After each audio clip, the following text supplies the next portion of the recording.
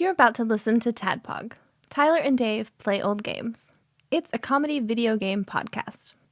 We would like to stress that the hosts are not experts and are really just very crass commentators. Seriously, this is an explicit podcast that happens to talk about video games sometimes. So please enjoy this pretty okay podcast with Tyler and Dave.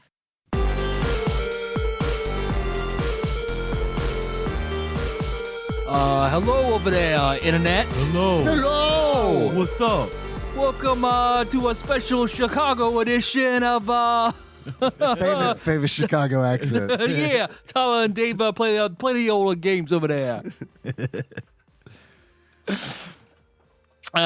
This week we are talking about the Prohibition era gangster movie, The Untouchables, and its almost SNES inspired game. Yeah, it's not based on the movie. Yep. Like every other Untouchables game that was made was. This one wasn't. You mean to tell me that we played this and watched the movie for no reason? No, we watched the movie for the joy of watching a movie that's so classic. So, before we get to all the touching the Untouchables, what you guys been up to? Not much different than last week. I watched a lot of football and watched Game of Thrones some more just to pass the time. Been playing a little Overwatch with Kaiser Arc and Captain Gun Nerd. Had a really bad night Friday night in the game, and I got super drunk and pissed off and was about to quit playing it forever. I was like hovering over the uninstall button because I was so mad. But then I had a revelation the next day when I woke up and realized that I'm just blaming everything else because I was not playing well and I was too drunk to be playing and I knew better. So we played again Saturday night. Let me try this again sober. Well, I wasn't sober, but I wasn't as drunk, and we had a much better time and we had a good night. So I made peace with Overwatch again.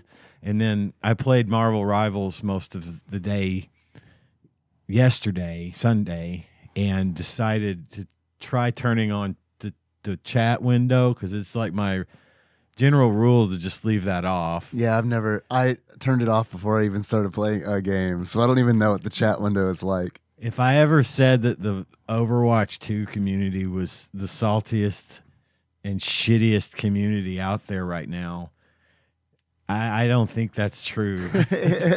Maybe it's just a matter of numbers, Could be. But there were a lot of assholes, and so I went right back and turned that off. Yeah. And then my gameplay experience got a lot better. Now, did you do this? Did you play Rivals before or after you got all of your shooting training in from the Untouchables for the Super Nintendo? Did these skills transfer over? Absolutely, they do. Good. The games are so similar. Good. The controls are precise. When I was playing it, I was thinking that. The I was natural God-given controls of the Untouchables. Yeah, I'm like fucking. I'm training with weights on. So when I get back to Rivals, I'm just gonna. This is my Rock Lee weights on my legs. That's right. I'm gonna open the Forbidden Chakra gate and go crazy. No, I mean, yeah, it was perfect training for that, and that's why I wanted to start playing Marvel Rivals all of a sudden. Makes sense. It was just like, man, the Untouchables was. I feel That's so precise and accurate. Invigorated with Chicago energy. violent spirit. Yeah, violent energy. I stick pretty much mostly with healers at this point, with strategists, if you will, because I click a lot better with those heroes than I do some of the most of the others. Yeah, I mean, same. But for me, I think it's because, I mean, with Rocket, I honestly feel like it's like, okay, he's pretty easy to play. And it's like, no one has to count on me to like kill a guy. Right. And it's like, I can just stay back here and fucking bounce heals off a wall. Yeah. I've been, my main strategist support hero is Cloak and Dagger.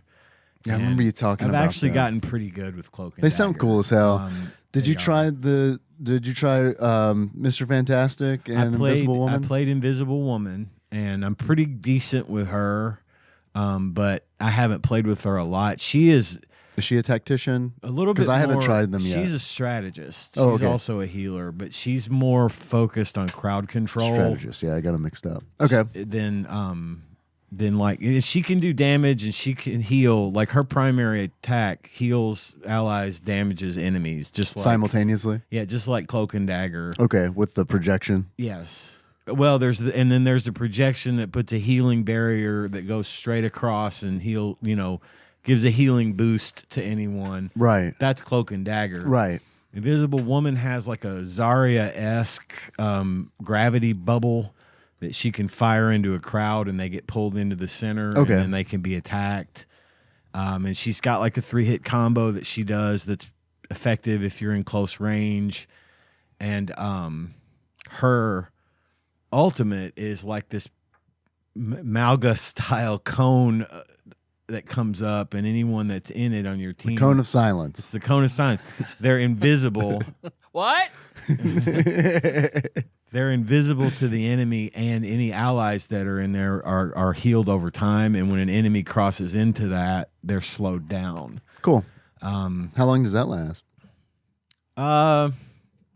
I want to say like 5 to 7 seconds. It's a pretty decent amount of time. Yeah, they're gonna nerf that. Yeah, they are. I could be wrong, but I'm pretty sure it's 5 seconds. But I've found, and she has the ability, if she disengages from combat and doesn't use any of her abilities, she starts to automatically heal herself. Because there's not an auto heal in this game like in Overwatch. Right. And that's honestly been one of the hardest things for me to get used to, is not having that ability to regen. run away and hide and get some of my health back. But as soon as you, just like in Overwatch, as soon as you fire or use an ability, that healing stops. Sure. So you have to be, but she turns invisible when that happens. So she can get to a corner and hide and be invisible and regenerate her healing. So That's cool. that is a pretty cool ability. Yeah, that makes me want to try her out. How does her? Because Venom has a slow, doesn't he? How does hers? I don't know Venom. I'm curious how that stacks with hers. Like if it. Oh, you mean with her ultimate? Yeah. Yeah, I don't know. It probably does. It probably does play in. Because that would be cool. I was surprised that they released those two, and because like when they announced that they were released, that they were doing the Fantastic Four, I was like, oh, okay, well, that's cool, I guess. I mean, and then they're like, they split them into like, I guess they're releasing Ben and Human Torch later, and it's like, that's weird that like the two that I'm interested in playing as are not in this. They're not coming out first. I know. The Fantastic Four, 2 at a time. 2 at a time. Love it. Yeah, and the first half is like, okay. We know who everybody wants, so we're going to give you the other two first. Yeah. Well, I'm interested in playing those two as well. Dude, Human Torch and is Spider-Man gonna be have fun. they better have some fucking like dialogue I'm back sure and they forth. will. Because that was a big, man, I used to love it when the Human Torch would show up in Spider-Man comics. It was the best. What I'm also hoping is that Deadpool and Human Torch have some dialogue. Oh yeah, that would be really Be good. really Yeah, fucking but good. the rumor was that Deadpool was going to be like the first release Oh, is that right? after the first, I guess, new character after the initial roster. I don't know. I guess that was wrong. Yeah. That rumor was wrong. I don't know when they're going to do it. I haven't followed it When it nearly lulls, as I much, think. But yeah, probably. But when I get so I did play a little Mr. Fantastic. He's pretty interesting. He's kind of like Groot. He fires his arms out and Is he a hits. tank? He is not a tank. Okay. He's a duelist. Okay. And he can hit things at a distance, and he can grab and pull enemies towards him and hit them, and he can That's pull cool. himself towards That's an like enemy. Roadhog, huh? Yeah. Okay. And he can pull himself towards an enemy and hit them as well. Okay. And as you get consecutive hits, you build up power, and when you get fully powered up, you turn into this thing that looks like the Hulk and start smashing and banging. Looks real big like the Hulk. Okay. He's also got a thing where he turns into a big absorbent shield and he absorbs projectiles and stores them, and then after a second he fires them back at him. Okay. And his ultimate is like he like flies up in the air and smashes down on the ground several times in a row, and you can kind of guide where he lands. So it's pretty cool. That sounds neat. I'm Yeah. just smiling over here because I'm thinking of the Norm Macdonald skit on one of his albums where it's like the Fantastic Four, and he's playing Mr. Fantastic, and he's like, okay, I've decided on everybody's name. Mine is Mr. Fantastic. You'll be the Invisible Woman, and you're the Thing. I don't even know what to call you. But yeah, it's pretty cool. I would like to see, like, I played as Black Widow a little bit, and I found out I haven't that tried her yet. She is actually more effective as a melee character than as a sniper. Interesting. I mean, she's good in the way that, like, she's a sniper, so distance, but she can get in the fray and hit with her sticks, and she's got a kick that, like, if you land it, you can immediately hit him again. And I was playing in like the arcade mode, the Doom match or whatever, to practice, and I kicked Captain America's ass at hand to hand with Black Widow. I don't see many. It's rare I run across a Captain America. It's because he sucks. Yeah. Frankly, I think he does. I don't know. Some people, I probably just don't know how to play him, but he's not great. I really want to try Iron Fist because, Dude, Iron Fist, everyone wants to play Iron Fist. because like I've seen like excellent Iron Fists, I Yeah. think, where it's like, oh sweet, I'm just gonna like block this ultimate. Yeah. It's like, okay, just Iron Fist. Just who was it? Maybe Iron Man's, where he's like Iron Man's about to like release his ultimate, and then like you just see fucking Iron Fist just go bloop bloop up to the sky, and then use this block ability, and it just blocks it. it's like okay, that's no one on the team died. You just made Iron Man waste his ultimate. Sounds like Symmetra a little bit with like how she puts the big wall up. Oh no, Oh, you've probably know. Symmetra in Overwatch puts up a giant wall of light that literally spans the entire map. It cuts the map in half wherever she puts it, so nothing can get through, and you can that's block cool. ults that way. too. nice. So, anyway, Because it is frustrating getting like when you use your ultimate ability and it does nothing. I have had that happen several times, especially like with Black Widow. Her ultimate is just like a big plasma charge out of her rifle. Uh-huh. And if you hit someone, it does a lot of damage, and then it leaves like plasma on the ground that damages anybody that steps over. Okay. it. So it's very situational. Obviously, you want everyone to be like crowded around the payload or in Right, one sure. spot. And you would want like your Sue Storm to pull a gravity well and then fire that into the gravity well. Right. Shit like that. And that's the way Overwatch is too. But Sure. nobody ever does it that way. The There's Wombo no combo, I coordination. believe it's called. Yeah, there you go. Psylocke's ultimate is fucking insane. Like that's one. Dude, I can't. Yeah, if I hear that one, I hear that one in my dreams because I when I hear that ult go off, Yeah. I'm running. Yeah, I'm yeah. trying to It's get Scarlet away. Witch too. Scarlet Witch. When I too. hear her start Yeah. screaming, it's like fuck. Here it comes. Yeah. Then she flies in She's and fun. casually fucks with everyone. Yeah, she's easy. No she's aiming. Got that Moira style vacuum suck power. Yeah. I'm not very good with her because I haven't gotten really familiar with her moves set. You'd pick it up in like 2 minutes. I tried like Black Panther. I haven't tried him yet. He's tough. He's real close quarters, but he's got some really excellent like dash moves that can do lots of damage to people standing close to one another. Yeah.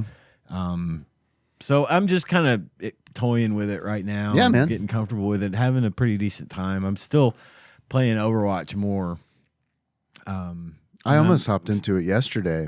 Well, I wish you had of because I was in there. Yeah, I wish I had to. Kind of, sorta. I ended up doing that Eureka dungeon that I was talking about last week. Yeah. I just finally decided that it was time to get brave, and I joined a learning party and did that. But Cool. yeah, it was between that or rivals. Well, I'll be happy to play with you some point. I want to get in there with Kaiser Arc and trying to get Captain Gun Nerd to jump in there and try it, but I'm not sure how that's going to work out. Silly Hobbit says. Time is a factor. Yeah, well, maybe. He and I both, and I know Kaiser Arc feels this way, still prefer Overwatch because as a team, the three of us were pretty great in Overwatch Saturday night. We had one match. It was a fairly well balanced match, but all three of us on a team of 6 came out with 40 plus eliminations each and laid down something to the tune of 13,000 damage each. I mean, we were just really having a good game, and the more we play together, the more coordinated we become. Sure, and yeah. better we communicate That stuff. makes sense. So it's really been a good time for gaming right now for me. I'm enjoying it all. But other than that, just nothing really going on. Have nothing to report. What about you, Dave? I did the Baldesian Arsenal, which is the end dungeon for Eureka. And that was, I got in a learning party because I'm on like a few Discord servers that are specifically for finding groups for field ops content. And someone posted one for yesterday that was for like a comprehensive learning party. And got in there, and it was full. I mean, it was like 54 of 54 slots, and it was a big old group. And we all got in there in the instance, and it was. I mean, it I was. expected you to say wiped immediately. I died on the first fucking pool, on the trash pool. Like as the guy in Discord he's hosting is like, be careful, don't stand in front of these guys. Like I died because like the tank had moved, and I was like, as you say that, I was like, oh shit, he's moved it like towards me, and so I go to move, and then he recorrects. It's like when you're walking down a hallway with someone coming the opposite direction, and you do that fucking dance thing. Yeah. First fucking mob in the dungeon, and it's like, oh, one shot by like a trash mob, one shot by a trash mob. So they're no joke. Like the dungeon's no joke. It's like one of those things where it's like, yeah, don't get hit. And then so like there's no resurrection. Can't use resurrection spells in there. So in order to do it, you have to use. In Eureka, you gain these things called lost actions. And what they allow you to do is they kind of sort of work like sub jobs worked in Final Fantasy XI. You get to choose 2 abilities that your job may not normally have. So like, so the way to resurrect in that dungeon is there is an action that allows a healer to sacrifice himself to resurrect somebody else. So they sacrifice themselves, and I believe there's a 30% chance that they resurrect the person. So I don't quote me on that. That could be wrong. It's either 70 or 30. I know there's a huge difference. So what happens is when you go in, everyone also has the ability. There's an action called something of the remembered. It's something of the remembered, like wisdom of the remembered or something like that. And that is when you activate that, it gives you this one's for sure, I know, because I have this one on like all the time. Gives you a 70% chance to come back to life. A re-raise? Or it's a re-raise. Yeah, but a 70% re-raise. Mine didn't proc. So it's like, are you fucking kidding me? I got a 70% chance and it doesn't work. So the healer sacrifices, and they have wisdom of the remembered on. So they get me back up, and then they pop back up after they die.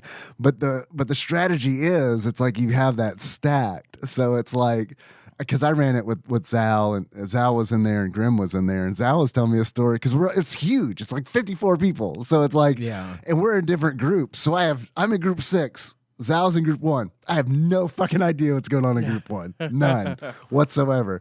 He was telling me like the last boss, there was like there were deaths, and then like healers were sacrificing themselves to bring someone back up, but the healers weren't getting back up, and it's just this chain of like, okay, then the other healer uses sacrifice to get that healer up, and then he said there was like 4 or 5 that like it took 4 or 5 in the chain before they were able to get everybody back up. God. Meanwhile, mechanics are happening, so it's like, and like the final boss is fucking insane. It's insane because it's like it has an ability where it's like if you don't get to a certain spot and gain a buff, he dumps your ass out of the dungeon. He's like, just pulls you out, throws you out. You're gone. You're done. You gotta, sorry.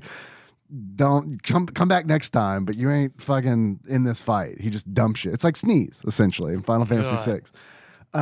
But the deal is, if you have that buff, you're fine. So I mean, it's like we're in this fight, and it happens like 3 or 4 times in the fight. So it's like, Jesus Christ, man. And so like melee, I'm playing as a monk, and like a big deal with melee is something called uptime. If you're not familiar with uptime is like you got to be hitting. That's like up dog. What's up, dog? Not much. What's up with you? Uptime is like you got to be pretty much just glued to whatever you're fighting, because if you're not on them, if you're melee and you're not on them, you're not dealing any damage. But like with that fucking buff, like the dude who was calling it did a great job. He was calling it, and he was like, okay, black hole's coming up. Melee has time for uptime, meaning that melee can stay on the boss for a little bit before moving back. Fucking not me, man. Like he wasn't done with that sentence, and I was on like the fucking platform to like get the buff. And then like I gave it like a good 2 seconds for it to, like I see people running up, and it was like, I don't know. All right, fine, I'll go up. But yeah, man, we did it. It was fun. It's such a weird way to fucking cap that whole like experience, because it's the only dungeon. But you cleared it and got everything good and cleared it. Yeah, got that cool like liquid metal mount. So that's neat. I'll do it again because I want to get all the only way to get like the best gear for that zone is to run that. Mm-hmm. So I'll run it again, but now with the attitude of like, I already got the mount, so like if I don't make it all the way, you can relax. Yeah, if I don't make it all the way through it, fuck it. I'll just get the fragments that I can get and just do these runs a bunch of times, and it'll be good. But it was crazy. It was crazy. It was like no other content that I've played in that game. And then I did that Baja, the World War One field op. I did that a little bit more. That's grown on me. The story in that is really good, because Eureka didn't really have that much story, and the story that it had was kind of like okay. But the Baja story's really good. But they did weird gating shit there too, because it's like I'm through the first zone pretty much. And in order to progress to the second zone, I have to do this dungeon that like no one fucking runs anymore because it's old content. People do run it, but it's one of those situations where it's like, okay, I guess I gotta like get on a Discord. You know, it's like they're not just you seek it out, right? Yeah, exactly. So I guess I'll do that and then can continue that on. I did finish Dragon Ball, Ball original series. So that is complete. I'll start Dragon Ball Z soon. I've read a lot of people say the best fight in that game is at the best fight in that series is at the end when it's Goku and Piccolo.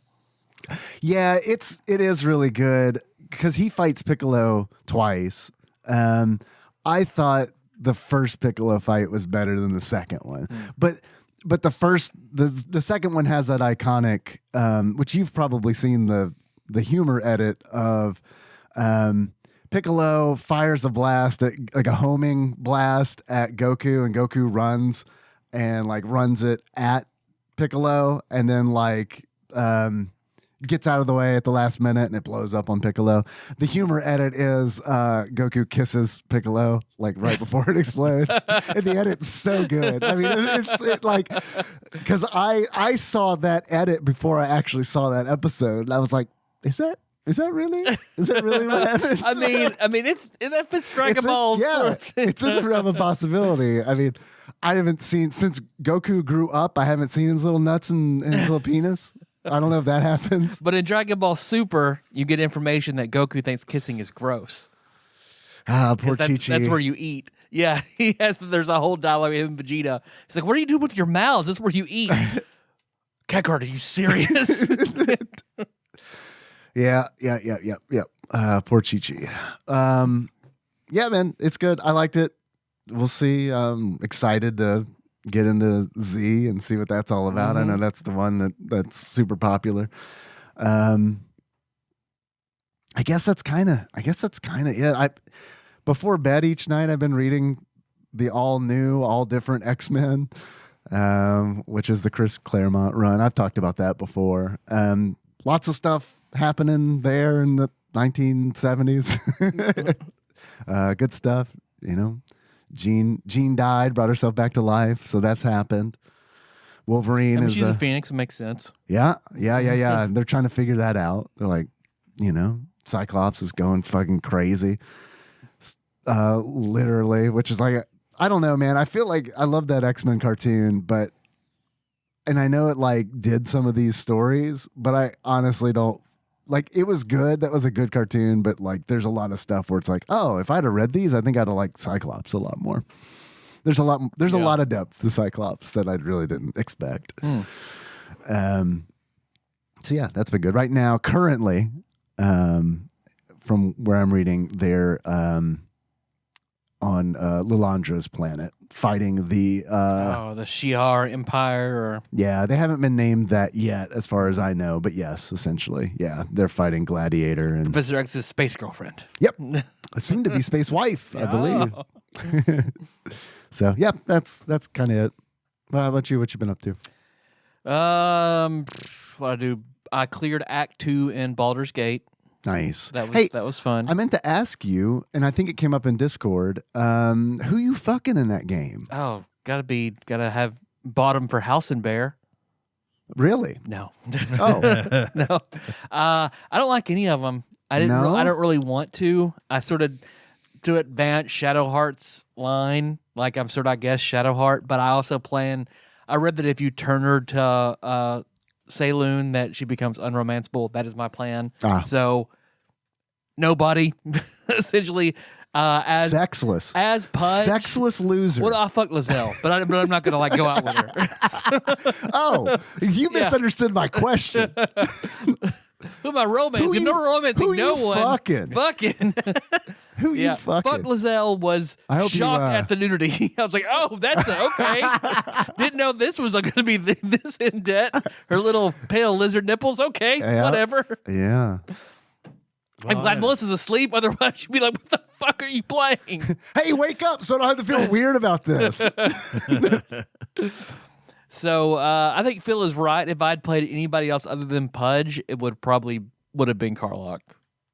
Karlach. That is more of like my RPG speed. Save the downtrodden, damsel in distress. That's what like. So probably if I were to play again in another non-evil playthrough, yeah, probably Karlach. But Karlach's a bro. She's awesome. Yeah, but really because I try to kind of play in the mindset of Pudge, and it's just like, they're all too big, right? So yeah, it's kind of weird to see little ass gnome rolling on top of people, but So I wish there was. Fun. I wish there was a small companion, but there's not. Yeah, they might have. Yeah, that might have been on purpose. Yeah, they might have been like, let's not. Let's just do like full grown people. We don't know exactly what people are gonna do. There's like. I'm sensitive to that because I play a little guy in Final Fantasy 14, and there are a lot of people in that game apparently who have issue with that and make assumptions about that choice. And it's kind of like, well, that seems kind of gross to me that how you would not think Japanese that. of you. Very not kawaii. Yeah. But I'm at the point where I'm really, really enjoying it now. It's really fun. It did take a long time for it to really kick in for me to enjoy it. Good. Some of the clunkiness still frustrates me, but or the lack of auto saving, and I'll just forget and keep playing, make a mistake and need to reload. It's like, God damn it. I went through all the shit and saved all the gnomes and all the tieflings without alerting anybody in Moonrise Towers. And that's kind of a bitch. Although I found the best way to do it is just run in there where the warden is and just play my loot. and no one pays attention to anyone escaping while I'm just sitting there playing the loot. They're all like, that's really good. Man, this dude fucking rips. So they got away. Like, I disengaged, had Gale follow them out, and Gale did Misty stepped and sent them on the way, and came back to Pudge just trimming his loot. As soon as he rejoins and I stop playing, I talk to the warden. She's like, I have failed. They're all gone. I'm dead. Well, I'm sorry. But it was, I almost, as much as I'm really enjoying it, I almost wish I hadn't played it, because it's fucking weird in that some ideas I had for the Scott Pilgrim happen in Baldur's Gate 3, and it's just going to look like I'm stealing shit from Baldur's Gate 3. Real weird, huh? Yeah, real weird. Good weird. Good getting in front of that. Yep. Game, respect game. I wish my notes were dated. Other than that, listen, we watched the riff tracks for Samurai Cop. Yes. Oh boy. Fuck me. That was so good. That was so fucking good. Samurai Cop on it in its own right is something special. Just like, because I had to pause it and take a picture of the screen twice. The first one to where he was all bandaged up. The burn victim who is bandaged up. Melissa, of course, as a nurse, is like, what the he's in a room with nobody in it. His bandages, he's not attached to anything. There's no monitoring. And of course, he's burn victim wrapped up in gauze and then just covered in huge bloody wounds. And the caption is like, please stop feeding me jelly donuts. And then the best was whenever they take his partner hostage and they're going to cut his dick off. And the actual dialogue is, what about this, cutting off this black gift? And in the riff tracks and the partner calls, how's your black gift? I haven't seen the riff tracks for it. I need to. It's that good. Movie by itself is fucking crazy. That's the hardest I've seen Melissa laugh at one of those yet. It was really fucking good. So high recommend. Okay. Well, that's it. That's it for me. Cool. I got a quick draft for you guys. If you guys want to do a draft before Hell we roll yeah. on, I have a fictional gangster draft. Okay. 10-spot Prune face. fictional gangsters from TV, movies, and video games. TV, movies, and video games. Okay. Yep. Okay. All right. Everybody ready? Yeah. Number 1, Butch from Fallout 3. Tunnel snakes rule. Your neutral karma companion. Also, my neutral rank. Gonna go with 5. Okay. I do like Tunnel Snakes fair. Rule. That's a great line. The fact that there's a gang called Tunnel Snakes is pretty fucking good. Great way to start a video game. Do recommend. And then you can let his mom burn to death. Yup. It'll be a 5 for me. 5, yeah. Good pick. Next, Johnny from Chrono Trigger, the robot of the robot gang. Yeah. He's so cool. So cool. Man, soft spot in my heart. He's not a great character. Nope. But Nope. Annoying as fuck. yeah. Also, the mini game is Also not a great mini game. Especially that's what. Wait. Boost. Yeah. All right. Woo. However, he is from Chrono Trigger, which immediately puts him in the top 3 for me. But right. the third spot, Yeah. Johnny. Well, I put him at 10 because I never played Chrono Trigger. No Right. judgment. I Don't get know that. anything about it. So Number 3, Frankie from Earthbound, the first gangster leader of the Sharks in ONET and Earthbound. oh, Frankie, my number 9, you mean? Frankie Muniz. Yeah, I like Frankie. I like the Sharks. I would rock a Sharks hoodie if that existed. I would do that. Man, that's a good idea. 2. Damn. Number 3, Pinchy Wonka, Chewbacca, Jabba the Hutt. Pay Jabba Nobada. Jabba Nobody. Whew, boy, man, my top 5 is filling up. He's not a 1, maybe a 4. I don't know. I got Jabba at 2. I thought you might. He's kind of a scumbag, Mm-hmm. but he's a memorable scumbag. Yep. He is. And his dialogue with Han Solo in the first movie, the remake of the first movie, is pretty cool. Yeah.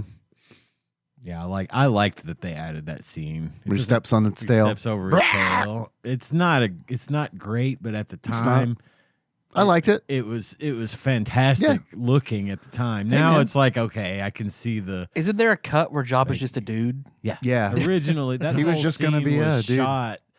That whole scene was shot originally for the movie with a guy, and He just looks like a dad. yeah, He was does, just a yeah. dude. Yeah, they cut it out because they realized they were going to be making Jabba into what he became.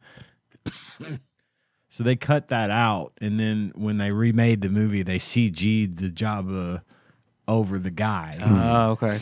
And there's a part where Han walks around the dad, but if Jabba's a slug, he wouldn't be able to do that. So there is it's funny. It is Like there's they make Han Solo like jump up like over he's like he's stepping on up his tail. And Jabba goes, "Brah!" I liked it. Yeah, honestly, when they did that, I just thought it was cool that I was seeing something that I'd never seen before. Yes. Like that was Bonus Star Wars footage Yeah. is a rare yeah, commodity. and it was way different to me than like the new musical scene in Return of the Jedi, which was like It was I already didn't- kind of unnecessary. yeah, I to did begin not like. with. I remember seeing that in the theater to be like, Yeah, they changed the song. yeah. And I didn't like it either. But that was pretty cool to see. So yeah, Jabba's my number 2. I'll go 4. Number 5, the Penguin. Which penguin? The Penguin. The Penguin. We'll say animated series. Animated series Penguin. I was gonna put Penguin at number 1, but I think I'm gonna leave that spot open just in case. I'm doing the same. I'll put Penguin at number 3. Yeah, Penguin at 6 for me. I've just always liked Penguin anyway as a character. Even in the old Adam West. Yeah. If it had been Batman 66, maybe would have been my Maybe number 1 spot. Yeah.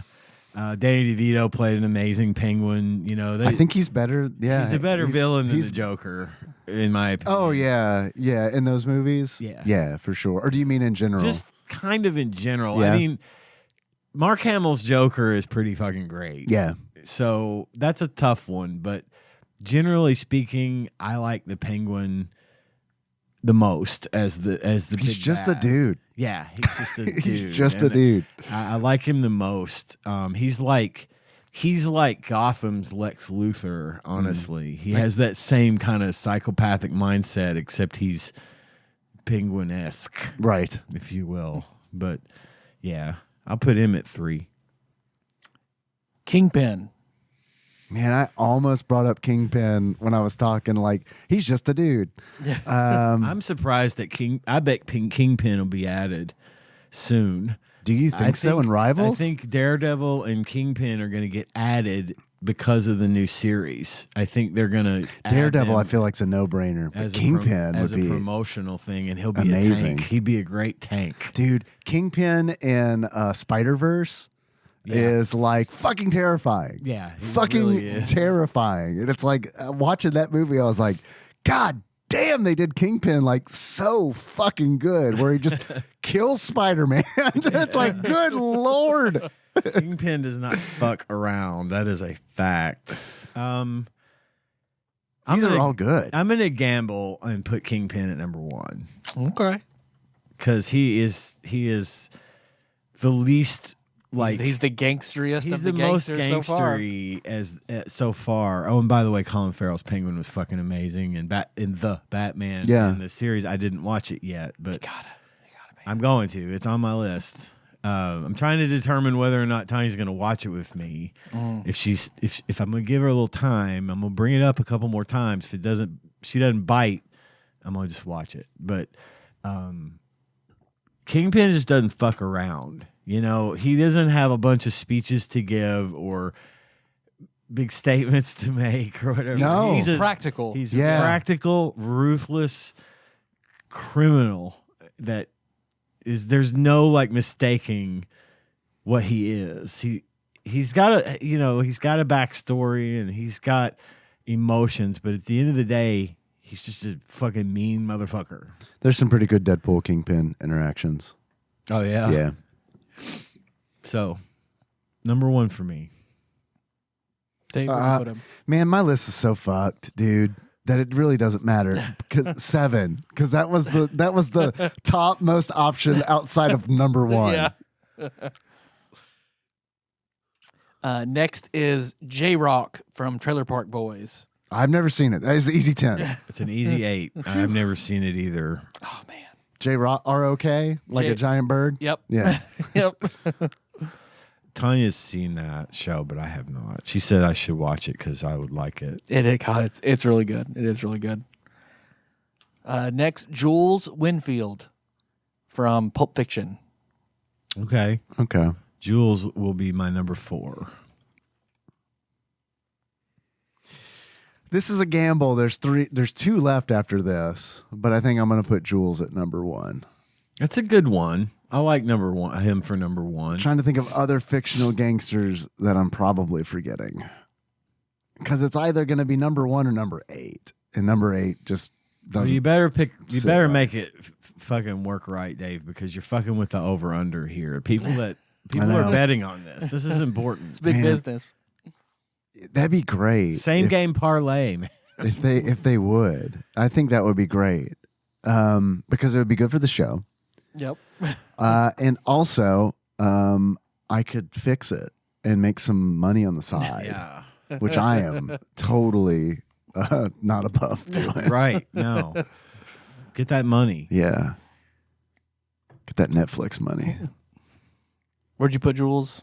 I Ian? put him at number 4, and I'm still happy with my pick for number 1. Yeah. So my top 4 are pretty fucking solid right now. I could sleep at night on this. These are all really good. Like, this is a good list. It is. This is a really good list. Next is Alex, leader of the Droogs, in A Clockwork Orange. It's a 9. I'm so tired of that cosplay and how people act when they dress that way. Yeah. Not a fan. Yeah. No. Yeah. I once dressed as him. It's toxic Deadpool. Yeah, were you like a super dick when you were... no, A bit of ultraviolence. It was first of all, it was 1993, so it hadn't been Little done different. to death at that point. And number 2, no, I just was me dressed in a guy from Clockwork Orange costume. It does feel like at cons, like when you see that person, you're like, cool, you have a license. You feel like you have a license to To just... just act like one of those fucking assholes, Right. Yeah. And it's definitely one of those situations where it's like, have you seen the meme where it's like, doesn't understand the point, starter pack? Fight Club, American Right. Psycho. Yeah. Right. Yeah. Last but not least, Tony Soprano. Oh, sweet. That worked out. I'm so glad I put Jules at 1. I haven't seen The Sopranos. I hear it's great. I'd like to watch it. I have access to it. Just don't do it. It's a lot. It's a lot of Sopranos. It is a lot of Sopranos, and I was a huge fan. Watched it every week. In its day, so was I. Yeah. Soup to nuts. We didn't miss it the whole fucking time it was on.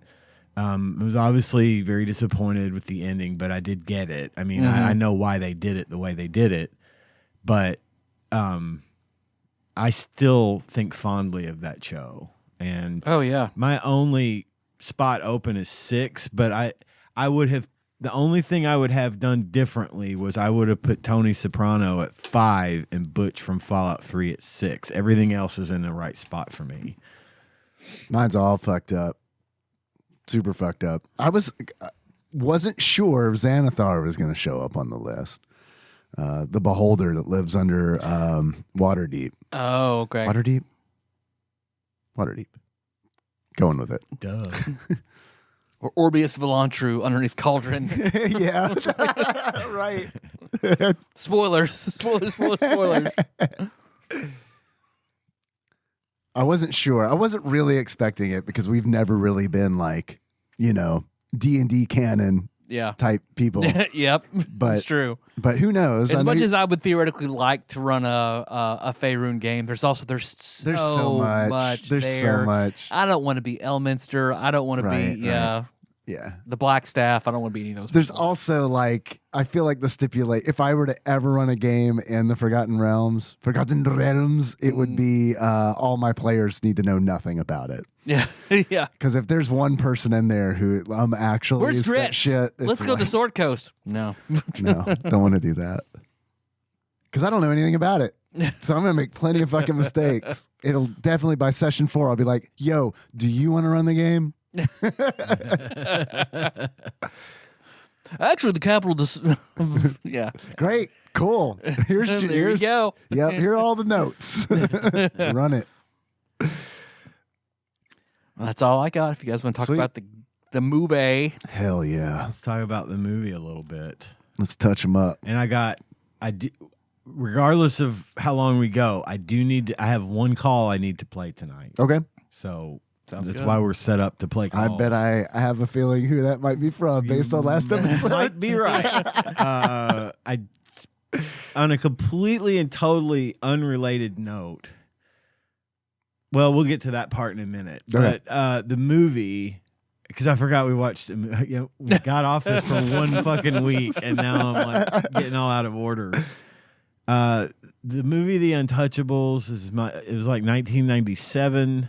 This came out. What? Really? No, sorry, that's not correct. Oh, okay. 87.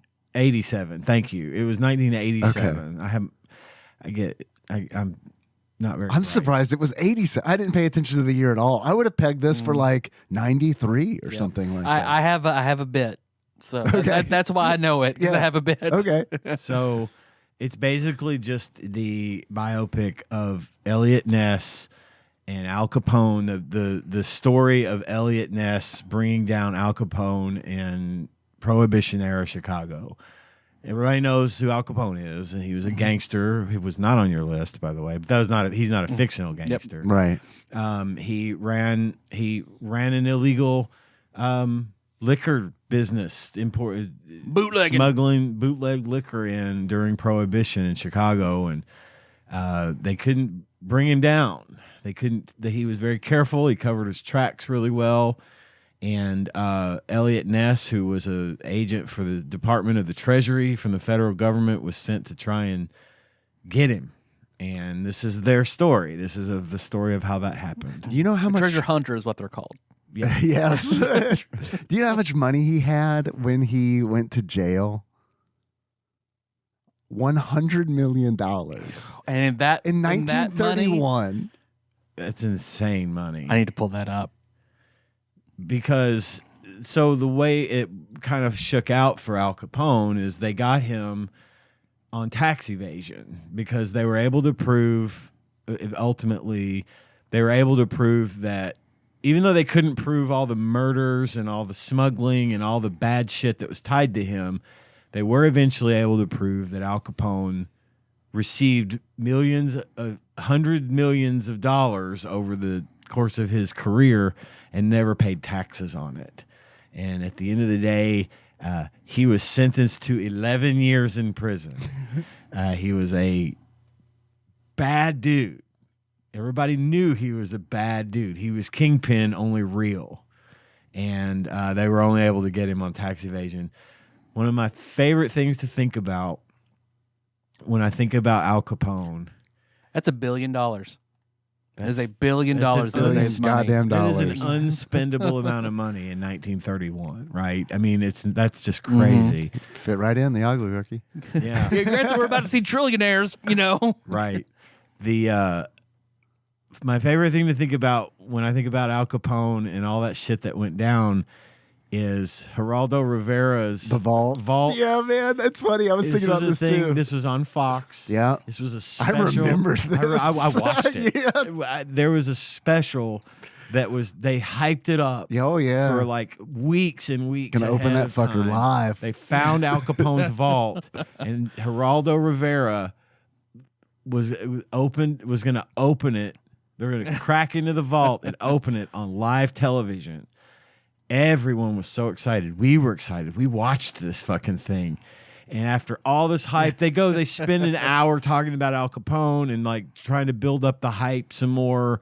And then they bust in there and they found a folding chair. There was nothing in the vault. It was completely empty. Which And that makes will total be- sense. It does. Why 'Cause would it's he like- still have right. a bunch of fucking The treasure moment in he went to there? prison, Clean if out the I vault. worked for him, I'd be like, oh, I'm gonna steal that $100 million. Yeah, I'm gonna go clean out the vault, boss. Right. I'll keep Let's it good divvy and it up. safe for you. Yeah, There's enough for all of us. Fuck that. So yeah, that's always been just a funny thing to Yep. me that it was just such a huge goose egg, and they got all this advertiser money and had 100 million people watching. You know, it was just insane, Yep. and it was nothing. Yep. It was an interesting hour or two of television because you do get the history. You got a Right, sure. really in-depth history lesson about Al Capone and Elliot Yeah. Ness and stuff. And so for that effect, okay, people learned something, right? And it Yep. was a good story. It's interesting stuff. But when they opened that vault and it was just flat out nothing, It's hilarious. I thought it was Yeah. I don't, up to that point, I don't remember laughing harder. I'm so glad you brought that up because Yeah. I was thinking about that too. Yeah. But the one great thing about the movie, The Untouchables, was we got done watching it. Nikki and I watched it, and we got done. I was like, "Oh, now I want to know what happened. Like, what happened with Al Capone? Right. Because I didn't know." Oh yeah, it's Yeah, where he had syphilis. yep. And that progressed while he was in prison for 11 years. Because also in the movie, I thought it was hilarious that they were like, we got him 11 years. Yeah. And I'm like, what the fuck, man? 11 years? How many people died from during this? This dude's 36. Okay. Yep. He's got enough money. He's gonna be pretty cush while he's in there. Yeah. If it hadn't been for that goddamn syphilis that, Yep. Ate his brain up. yeah. Yeah. And then he got out and moved to Miami and died of cardiac arrest at 48 years old, I believe it was. Yep. He was an old dude for that time. No shit. No shit. So, I'm not going to rehash the whole movie. Well, do you have a but TADPOG? Do you have a TADPOG totals? I don't have a TADPOG totals list today. I did not have time to make one, but I do have some trivia. Okay. If you'd like. I've got my version. If you don't mind me going, No, go ahead. Oh, we got some Please. tab Got totals from Tyler. my own version, which is the Tyler's TADPOG totals. the SNL Stefan bit. Oh boy. All right. So 1987's hottest movie is The Untouchables. It has everything. Large rooms consisting entirely of old white men. Butterfly kisses. Yeah. A Botox Andy Garcia whose face does not move the entire time. Kevin Costner at his Ken Dolliest. Racist Inuit kisses. The most super Catholic version of Sean Connery you've ever seen. That's hard to top. Little John Turley. Because I think the accountant looks Oh my just God. like Little John Turley. Okay. Tiny Turley. Tiny Turley. People getting out of cars to run down the road for miles and miles nonsensically. An SNL prequel to the Joe Pesci show. I like to call Prohibition Baseball Dessert Dinner. Yes.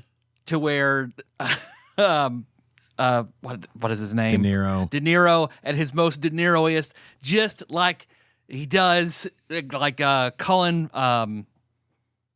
Colin, what's his name in SNL, does him where he's just like, "You talking to me?" with a baseball bat and kills every single person on every single show.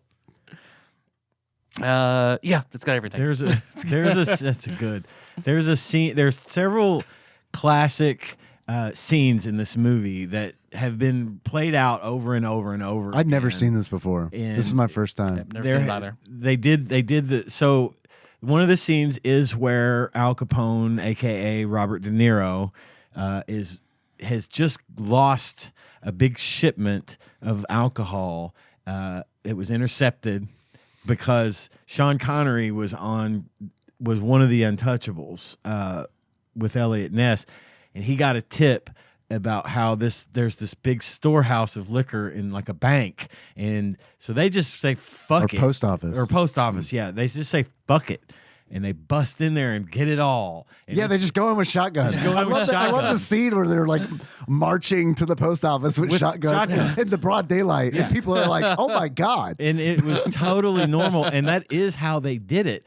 That's so fucked up. I had so many conflicted feelings watching this. I know. Because I was watching They had blankets. No warrants. They didn't have nothing. warrants. They had the permission to deal with the problem. And so they bust in, they chop the doorknob, go in and take everybody, take all with the the liquor. axe conveniently located right beside the door. The fire axe. Yeah. No glass, just sitting on a hook. They hadn't figured out the glass yet. It's the 30s. It's the 30s. You never know. Different. Glass is expensive. So after having lost this massive shipment, this massive storehouse full of illegal booze, Al Capone invites all the heads of his organization to a big dinner around the biggest round table I've ever seen. And he starts giving his speech about teamwork, and he talks about how much he loves baseball. This reminded me of Adam Sandler's, like, I don't know, there's the respect bit. I don't know if you guys have ever heard that on his album, where it's just like the bunch of old men and they're like, respect, and they just keep like saying that over and over again. That's what the team reminded me of. Well, the guy in charge of that particular shipment ends up getting beaten to death at the dinner table in front of everybody by Al Capone because he fucked up. Right. And he wasn't paying attention, and he lost Al Capone's organization a lot of fucking money. It does seem weird because there were so many people in there. It was a huge table. Yeah. I mean, I'm going to go through some of the trivia of this movie, but the first half of this movie, Al Capone isn't on his feet. Yeah. Because it opens to him getting a shave, and then opens to him eating in bed. Like, yeah. At first I was like, who is he supposed to be? Yeah. Because he's just like hanging out. Yeah. Well, then there's another scene where they are going to intercept the bookkeeper, the Al Capone's bookkeeper, that can decipher, because they've captured his books, but they're coded. And they know that they can use these books to prove that Al Capone received money, payouts from all this illegal stuff, but they got to catch the bookkeeper, who the mob is trying to get out of town on a train. So they go to the train station. Elliot Ness, Kevin Costner, goes to the train station to wait for him to arrive so they can intercept him. And this is probably the most famous one of the most famous scenes ever shot on film. There's a big staircase. It made me want to fucking vomit. I know. There's a big staircase, and he's above it on this train station. Big wide marble staircase, and they haven't done the Americans with Disabilities Act hasn't been passed yet. So there's just steps. There's no escalators, elevators, or anything. No ramp. No ramp. This woman comes with a baby carriage and luggage, having just got off the train. She's trying to get to the top of the steps. Kevin Costner's standing up there waiting for these guys to show up. He's got his literal shotgun in his hand, and he's waiting, and he sees this woman struggling to pull this baby carriage up the steps. Step by steps. The Day by baby day. is crying. I was so irritated by this whole thing. Put the luggage in the carrier, hold the baby, and just drag it up. Thank you. What the fuck are you doing? Yeah. Finally, Kevin Costner's had enough of watching this happen. People walking past her, not offering to help. He's finally had a fucking enough. So he goes down there and starts pulling the baby carriage up the steps. And of course, right at that moment, all the guys they're waiting for come in. No one's And looking for this recognize him. train until 30 seconds for The departure. whole time, Yeah. they made during the scene, they made 4 announcements that the train to Miami was going to be departing at 12:05. Yep. And They make it so many times. They make that announcement so many times that I do recall the time. 12:05. exactly. I'll never forget. Yeah. The train to Miami is leaving, departs at 12:05. All aboard. So he pulls the baby carriage up almost to the top, and then he sees the guy, and he pulls the shotgun out and fucking shoots the guy. Lets go of the baby carriage, so it starts bouncing down the steps. All the gangsters that were hiding around and standing around in the area start opening fire. It's basically bullet time. It's How slow they are in the baby carriage just slowly keeps bouncing. The baby's having a great time. He's just bouncing around. Oh yeah, in it there is not going to tip over at any point. Never. It's just straight Well, down. the thing was made of wood. It'll be fine. It's solid. It's heavy.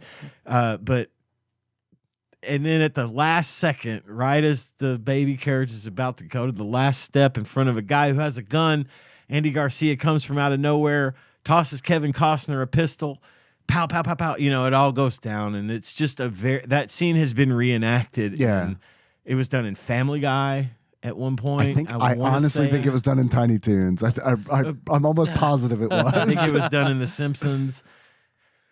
It's just one of those iconic scenes that you've seen made fun Well, of. same a for the lot. opera.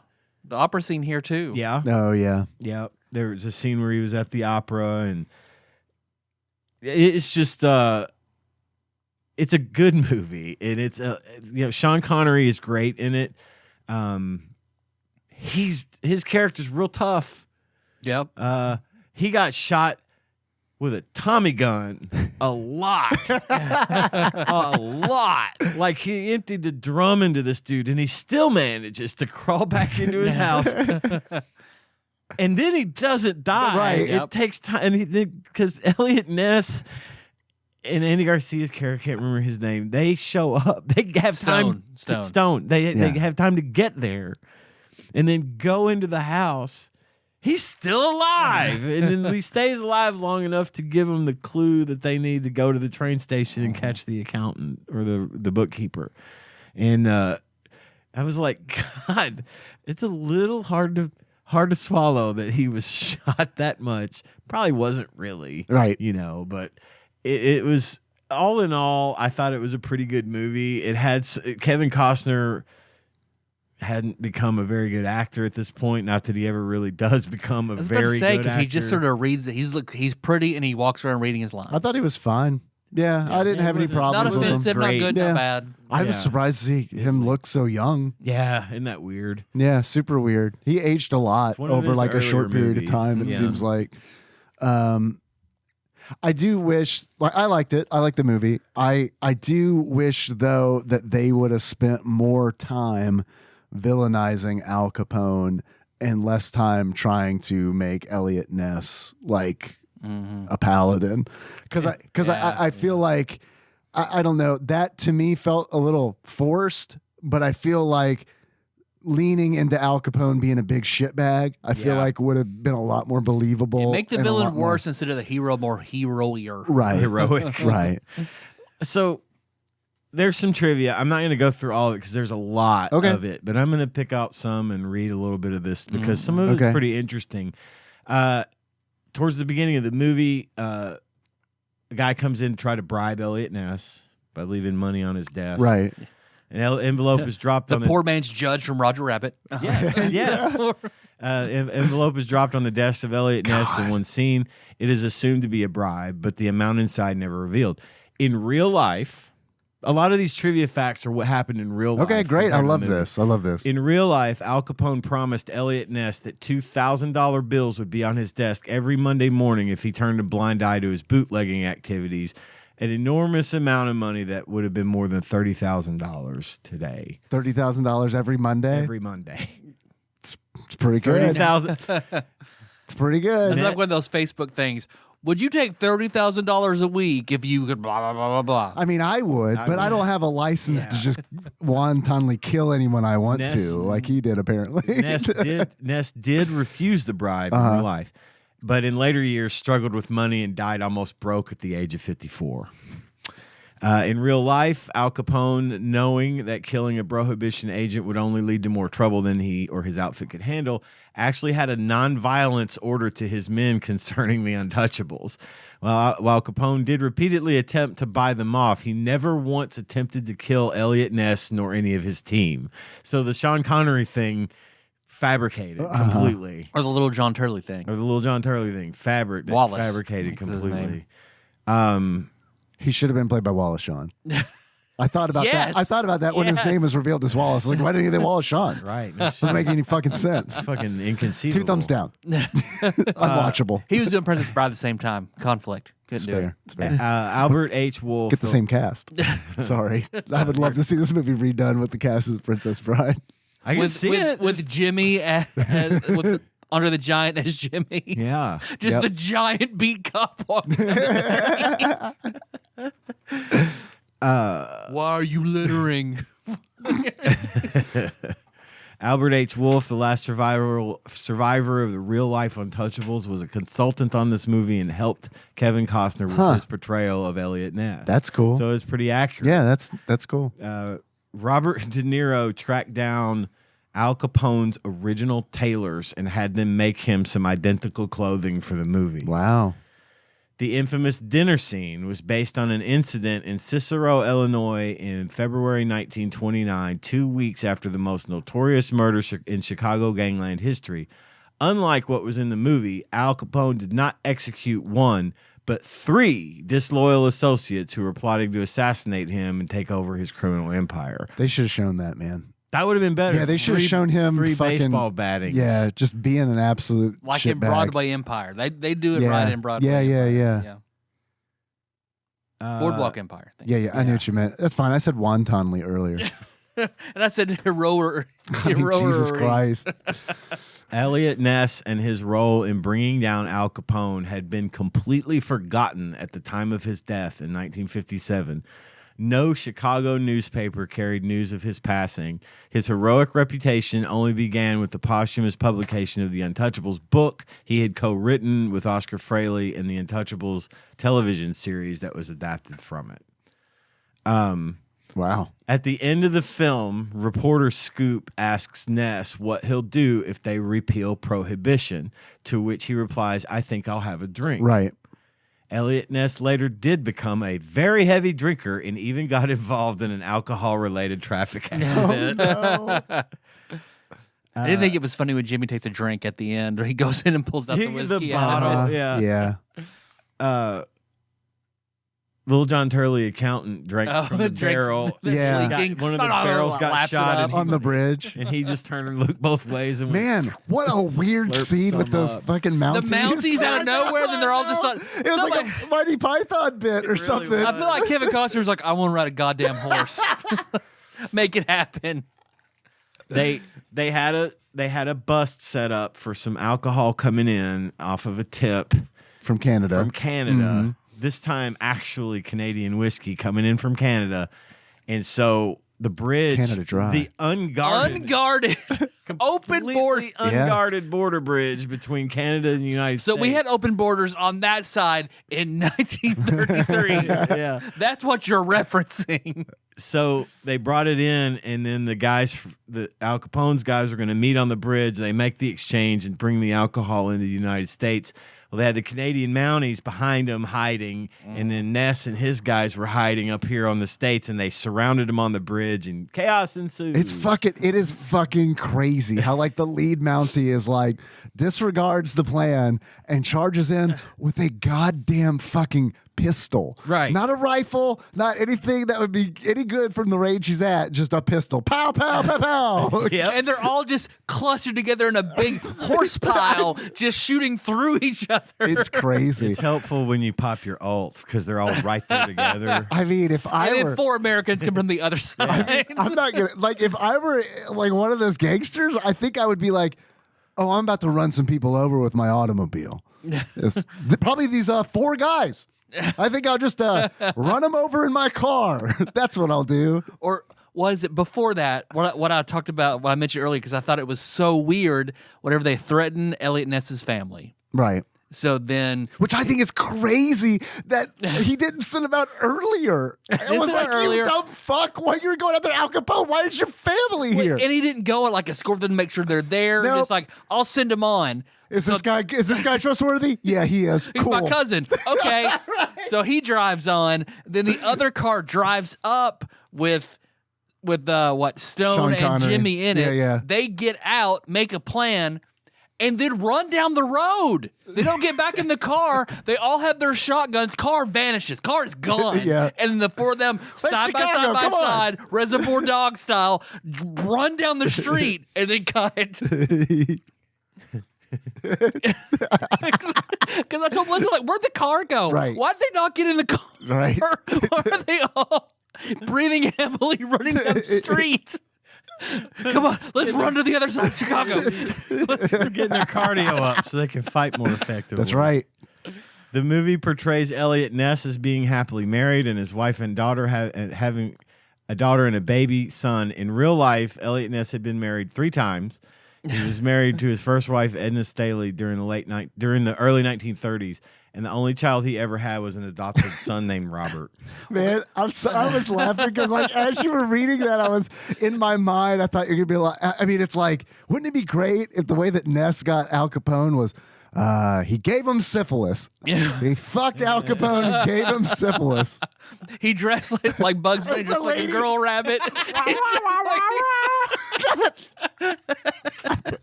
I like him trampy like that. Elliot Ladyboy Ness. Your pussy sure looks weird. Stick it in there, Mr. Capone. It's kind of an Audi. It's a syphilis-ridden asshole. Every scene with his wife New feels Steam so name. weird. Syphilis-ridden asshole. But like the daughter, all those scenes, very cute, great, wonderful. I Love You 3000 vibes, cool. Yeah. Every scene with his wife felt like so surreally weird. Yeah. Well, it's because they were lighting her eyes up constantly. Yeah. And Nikki was like, what are they doing with Is her she eyes? a ghost? Yeah. They're doing the Morticia thing. Morticia. Yeah. It's all, I mean, she's very breathy. Every Yeah. line of dialogue she has. She's not great anyway. She plays. She's in Green Mile and plays Tom Hanks' wife. Oh my God. Yeah. Wow. Yeah, I'm like 99% sure it's her, but she's all right. Whatever.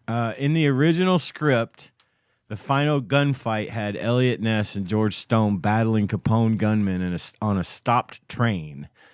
Brian De Palma conceived the gunfight on the steps in Chicago's Union Station when Paramount Pictures decided that staging the scene and finding a 1930s period train would be too expensive.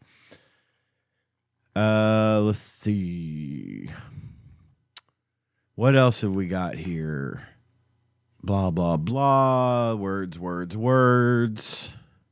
And Don Johnson was originally offered the role of Elliot Ness, but declined. Kevin Costner, a good friend of Johnson, later accepted the part. Johnson said he congratulated Costner on getting his role, never telling him he was offered the part first until several years later in order not to offend Costner nor steal thunder away from his acclaim. Costner and Johnson co-starred in Tin Cup in 1996, a very good movie.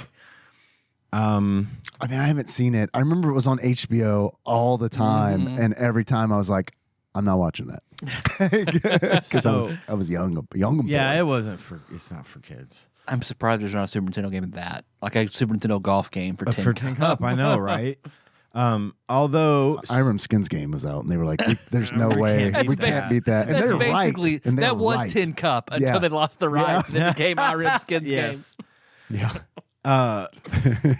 Okay, just a couple more. Although Sir Sean Connery appeared in well over 70 movies, eventually becoming one of the world's most famous movie stars, and had won numerous movie awards, including 3 Golden Globes, during a highly successful career that spanned more than 50 years. His role in this movie resulted in his only Academy Award win for Best Supporting Actor in a Supporting Role bestowed on him during the 1988 ceremony. Wow. It was also his only Academy Award nomination. As Sir Sean Connery officially retired from acting in 2006 and passed away in 2020, his Oscar for this movie is the only one awarded to him specifically. Wow. Because he passed on Gandalf. Yeah. He didn't understand it. But what he passed on Professor X, he passed on Gandalf, and he passed on something else that was huge, and then was frustrated, so he accepted League of Extraordinary Gentlemen, which fucking bombed. I think that's why he finally quit. He was frustrated. He didn't have the slightest idea what he was doing in that movie. He admitted it freely. He didn't know what was going on. He was just reading his lines. How do I not die? Africa? Yep. Yeah. I haven't seen that movie. It's it's one of those I haven't seen because I heard it's rough. That not good. Is it bad enough to be enjoyable? Yes. Okay. All right. It's bad enough to be really enjoyable. Okay. Oh, great. I didn't know that. If I'd have known it was that bad, then it's yeah. pretty Okay. bad. Okay. Bob Hoskins was initially signed on to play Al Capone, but then Man, De Niro's so fucking good. Yeah. But Yeah. I like Bob Hoskins. Yeah. Sorry. Speaking of sexy cartoons, Bob Hoskins. Right, yeah. Well, no, and when you were talking about the Kmart judge or whatever, that would have been a great. Wouldn't it be amazing if they just introduced cartoons into like the like it's like what? There's tunes now? Like just one. It's like bonkers. Yeah. the accountant comes in as a cartoon That's a cat. cartoon. Yeah. And no one says anything about it. Well, get him on the accounting, Mr. Ness. Yeah, you told us. I know. We know Skitters. We want to get him. We want to get him for more than 11 years. But so he was initially signed on to play Al Capone, but then Brian De Palma's first choice, Robert De Niro, became available. Hoskins was dismissed, but still received a 6-figure paycheck by De Palma for being a great standby. Cool. That's great. You ain't mad at that. Yeah. That's Super Mario money right there. Hell yeah. And then finally, the radio show listened to by Elliot Ness and his wife early in the movie is an actual episode of Amos and Andy. I was curious about that. Amos and Andy. In the episode, they have just bought a clunker for their new cab company from their friend George Kingfish Stevens. There's a lot more trivia, but I'm not going to get into all of it. But all in all, I liked this. I had seen it before. I liked it still on the rewatch. I liked it. It's no Samurai Cop, but it was the second best movie Melissa and I Not watched much that it week. is. 3.5 stars was insane. Just check it out. Good movie. 2 hours long. Not too horribly long. No, it wasn't too It long. went by pretty quick. Yeah, it's paced well. Yeah. My only gripe about it is that I feel like it. I just wish they would have leaned more into Al Capone being a shitbag and less Elliot Ness, because I was being a hero, because I was watching it. I was like, man, they are really trying to sell this guy as like the best fucking dude, and I ain't buying it. I want something a little more. Let's not use the really realistic. good actor. Let's use the not as good actor and really focus on him hard. Yeah. And give really short shrift to the one high quality actor we know we have. Yeah, Malone would have been a good focus. I feel like that was his name, right? Yeah. As far as the Untouchables go, but yeah, Al Capone. They didn't even with the baseball bat scene and all that. I didn't think they did a really good job of making him feel threatening. Not really. And I think it's because he had so little screen time. Yeah. Yep. I mean, De Niro might have been on screen in that entire movie for a total of 10 minutes. Yeah. Maybe and that's being generous. Yeah. Because his few scenes were that's all they were was few scenes. Yeah.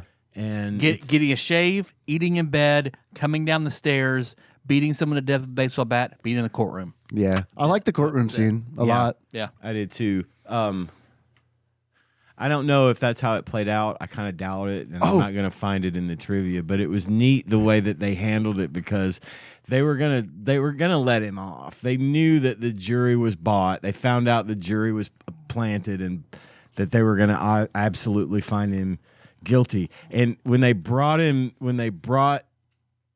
figured it out, Al Capone's guy had come into the courtroom with a gun Right. in his jacket. And so Kevin Costner, Elliot Ness, calls the bailiff and says, "This guy's carrying a gun in court. You need to get him out of here." So they get him out, and then they find out well, he's got a permit. But It reminded me of Ron's. Permit, which is a little card that says this guy can do whatever he wants. Signed, the mayor. It reminded me of Parks and Rec when they asked Ron Swanson, do you have a permit for that? Yes, I do. Here you go. This piece of paper says I can do what I want. Yes, it does. But then he accused him of. He said, "Well, we know you're the one that shot my partner, my friend, Sean Connery," and dude pulls out his gun and holds it on him, and he runs, and so Costner chases him. But before he does that, he's like the bailiff draws his gun. Yeah, he shoots at him and gets shot. he shoots the bailiff. Yeah. Which court goes on later on, by the way.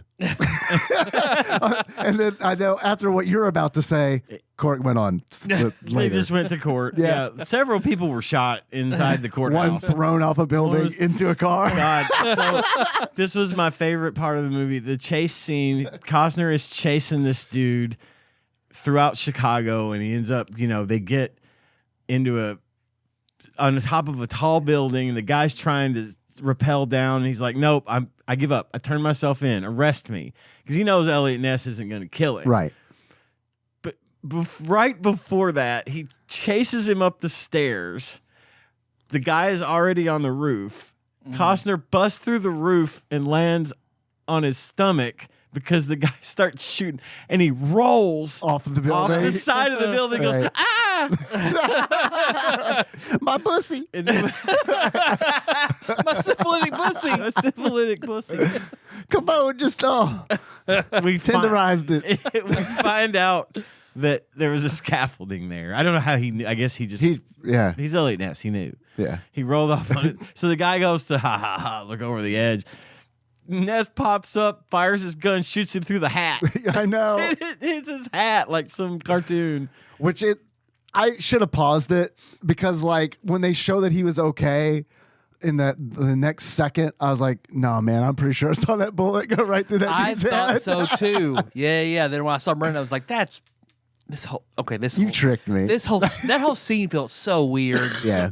It's like, we got to kill the guy who killed everybody for Capone. Right, We got to right. finish him off somehow. Right. It felt like that. Yeah. Yeah, and eventually he does arrest him, but then the guy starts insulting his friend, and he says your friend died squealing like a pig, and a bunch of racial slurs, and then My friend. Costner says "fuck you" and basically pushes him off the Right. building, and he lands in a car. Which I like that. And and then court. Because I was like, that's the shoot first, ask questions never.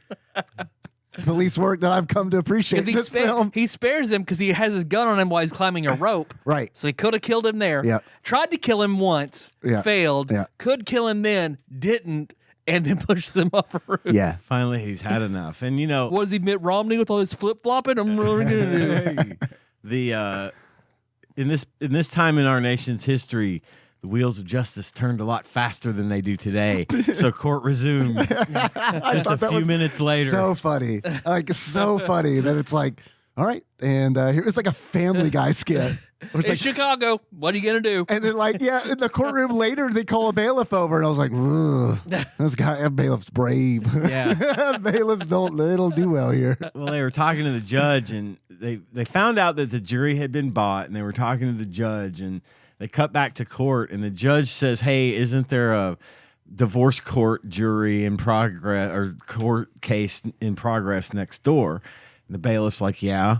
Like, "I want you to go get their jury, bring them in here, and take ours and put them in there." And then Al Capone starts, well, wait a minute. This isn't justice. Which, in fairness, is crazy. It is.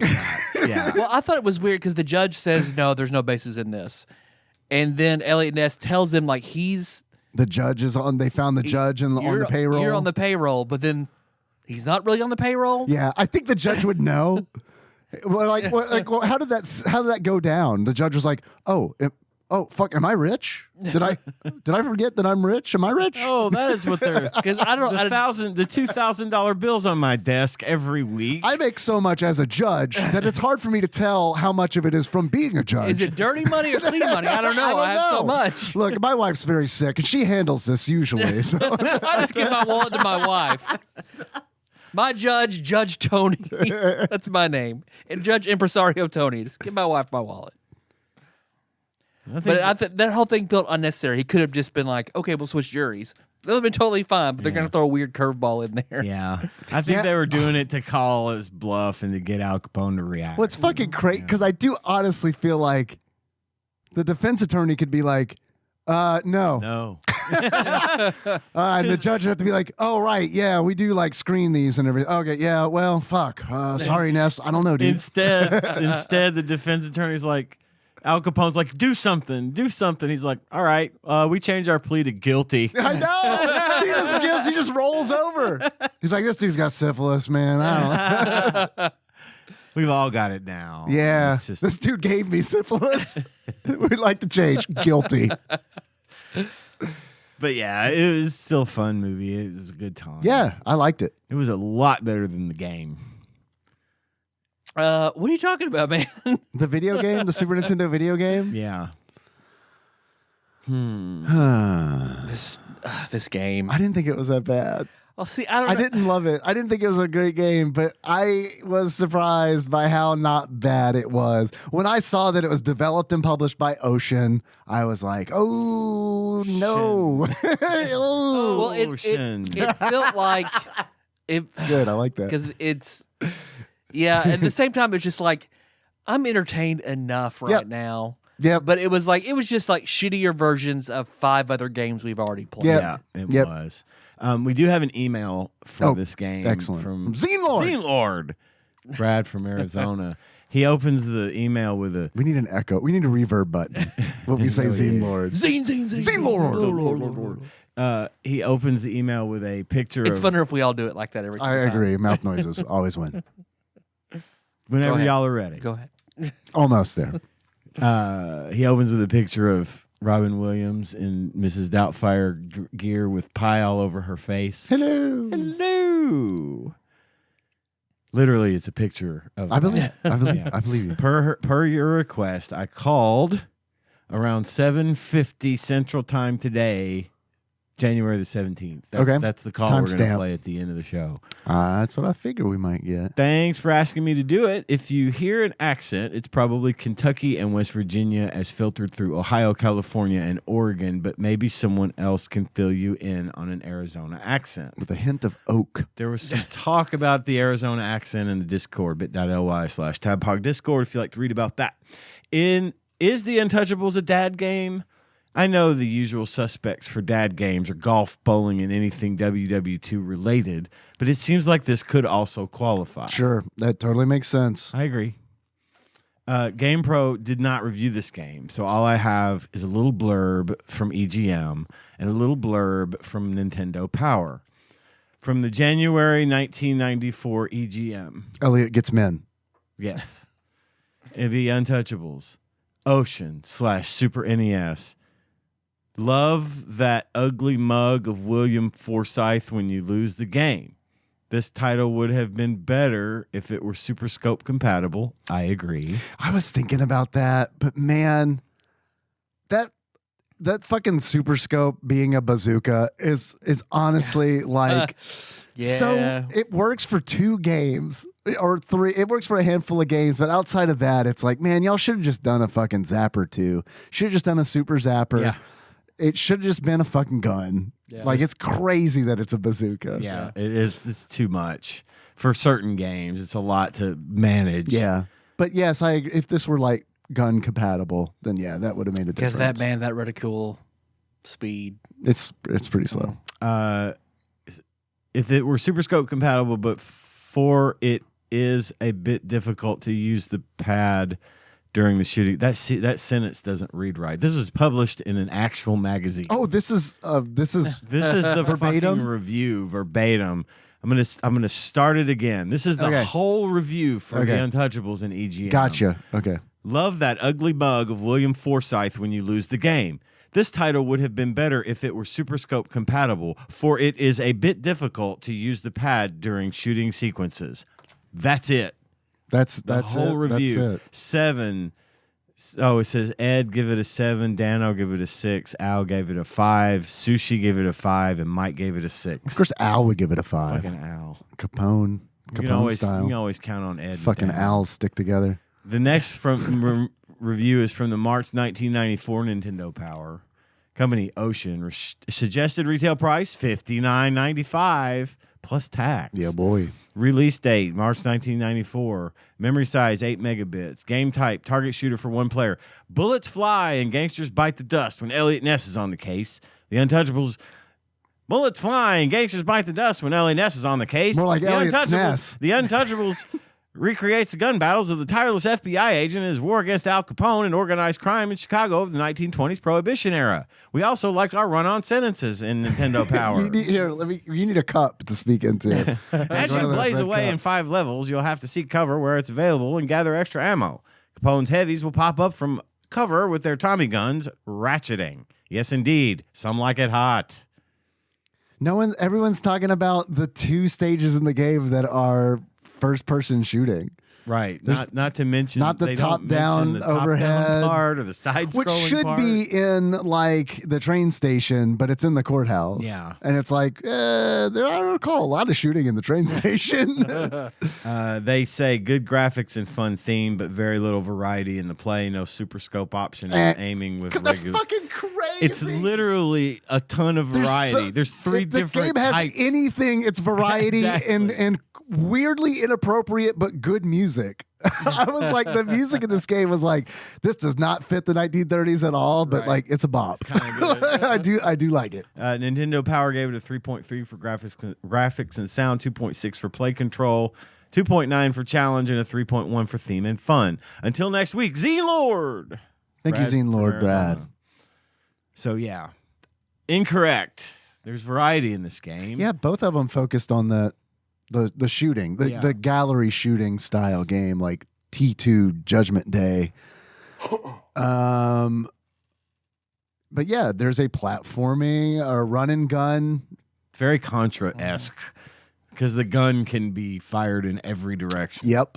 Yeah. It's usually something that I find to be a good thing. Yeah, me too. But the fact that you have to push a button to duck, I know, is frustrating. But I didn't find a situation where I needed to duck. Right? Yeah. I mean, I thought at some points I would need to, and then when I realized it was a button, yeah, I'm not. No, I didn't. Yeah, I was the same. It's like, nah, you're gonna have. Well, I feel like the intention was like, what if we made a game where we try to discourage use of the D-pad as much as possible? Let's just have left and right do everything, and then like, okay, what if they can choose all the different levels? Like there are 5 different cases, and you do the first 4, unlock the 5th one. How do we make it where you scroll through that, like left and right? No, down. That's the button for it. Like every it feels like everything that my nature wanted to do was not how you controlled in every single level. I think that's fair. Except for the jump and shoot. Jump and shoot was pretty. But even that, I feel like wasn't very intuitive. I agree with that. I don't 2 shots for a reload, like shotguns. I know, but I do, and I also think it's interesting. I honestly don't think this was a bad game. I think that this game surprised me in the fact that it was like, I almost went back a second time because I was like, I could beat this. I know for a fact I can beat this game. It's one of those games where, like you said, you choose which level you want to play, so you can just you can go through and like, okay, I'm just going to get good at the first one, and then you can like take a break and be like, well, now I'm going to do the third one with the intention of working up to where it's like, yeah, I can play through all of this. I like that. And I thought it was interesting that they have 2 gallery shooting cases, but they are handled completely differently. You've got the one where it's like Hogan's Alley, where it's like it's literally a shooting gallery where gangsters pop out of fucking windows, and you're using a shotgun, and you get 2 shots, and then you have to reload. You take cover behind like barrels and dumpsters and shit, and then you've got another case where you have a fucking machine gun, and that, instead of it being like a static gallery that changes from screen to screen to screen, it scrolls from left to right. That level, that case is very much like T2 Judgment Day, versus the other one that feels more like Hogan's Alley. I thought that was I was surprised by that, because when I got to when that second shooting case started, I was like, fuck, they're just like reusing. And it's like, oh no, actually they're not. They tried to do something different in these stages. And I think that's nice. But I do think the game fell into the trap of most games like this that have a lot of variety. Fuck you, EGM. If this game has anything, it's variety. It falls into the trap of none of these cases are very good. They're passable. I felt like they're all passable, but like none of the cases are as good as the game that they're emulating. Right. You know, right. Which is a bummer, but it's also like, I don't know. It's par for course. We've played way worse compilation games like this. Oh yeah, I agree. It's no Bart's. It's no virtual Bart. Bart's Nightmare. Yeah. All the Olympic style games we've played and shit like that. Yeah, I mean it's a solid C game. Like all of it's playable. The side scrolling platformer, not side scrolling, but just the platformer jump and shoot. That felt to me that it got super fucking repetitive. Well, it's also like you can fight the same boss twice. Exact same boss, exact same color. It's just browns and greens in boxes 3 or 4 times in a row, and then you're done. Yep. Like, yeah. And if I had speaking of that, this reminded me of that first shooting gallery. I thought it was too dark. Like it was muddy. It was tough dark, to tell. Hard to see. It might have been that way by design. Yeah. But if so, it's like, man, that's a shitty way to make it more difficult. Right. Like to make the everything blend in with everything else. It's kind of like Chicago in the 30s only had earth tones exclusively. Right. That's it. Right. They didn't get pastels until the 40s. It's true. But I don't know. Yeah, it was solid C. You're right. We've played much worse. We've played much better.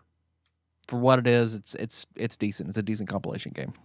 There's no 3D first-person shooter segments like in Jurassic Park, so that's a plus. That is a good thing. No Mode 7. Nope. Not even a little bit. 1994, this game came out, which is about in midway. You're 3 years into the console. About 7 years after the movie was out. But again, I know it wasn't based on the movie. Which is, I mean, I laughed out loud when they showed the photograph of the Untouchables. Yeah. And it's like, what? These are the developers, right? Because these are not the guys from the movie. And then I was like, wait a minute. I know what they did.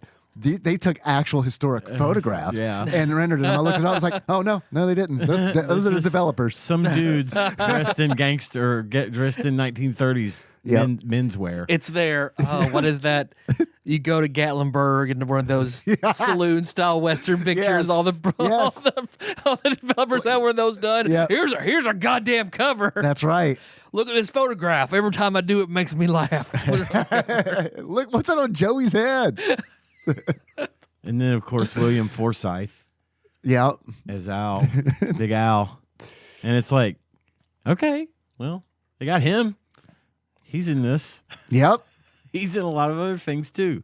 So a real celebrity. I thought it was funny that they played that up because they didn't have to. Mm-hmm. And I feel like it was a misstep to play it up because like I feel like anybody who had seen the movie sees those photos and they're like, "Oh, I see.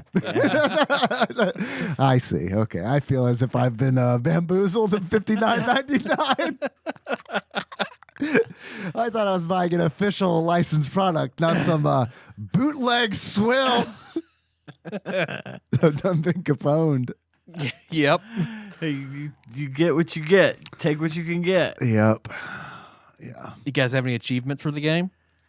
I have a few, but they're not great. I wasn't feeling terribly creative. That might be a theme of the Chivos segment. Let me find my and the producers.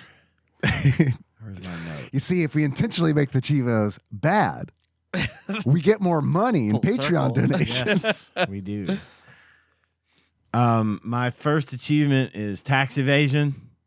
And to get tax evasion, you buy this game off of eBay so you don't have to pay taxes on it. Improved tax evasion, you ignore all taxes, even on a failed roll. Five people laughed. 5 people approved. Yeah, you're welcome. 5 out of 100 fans. That was for you. And then my last achievement is prohibition.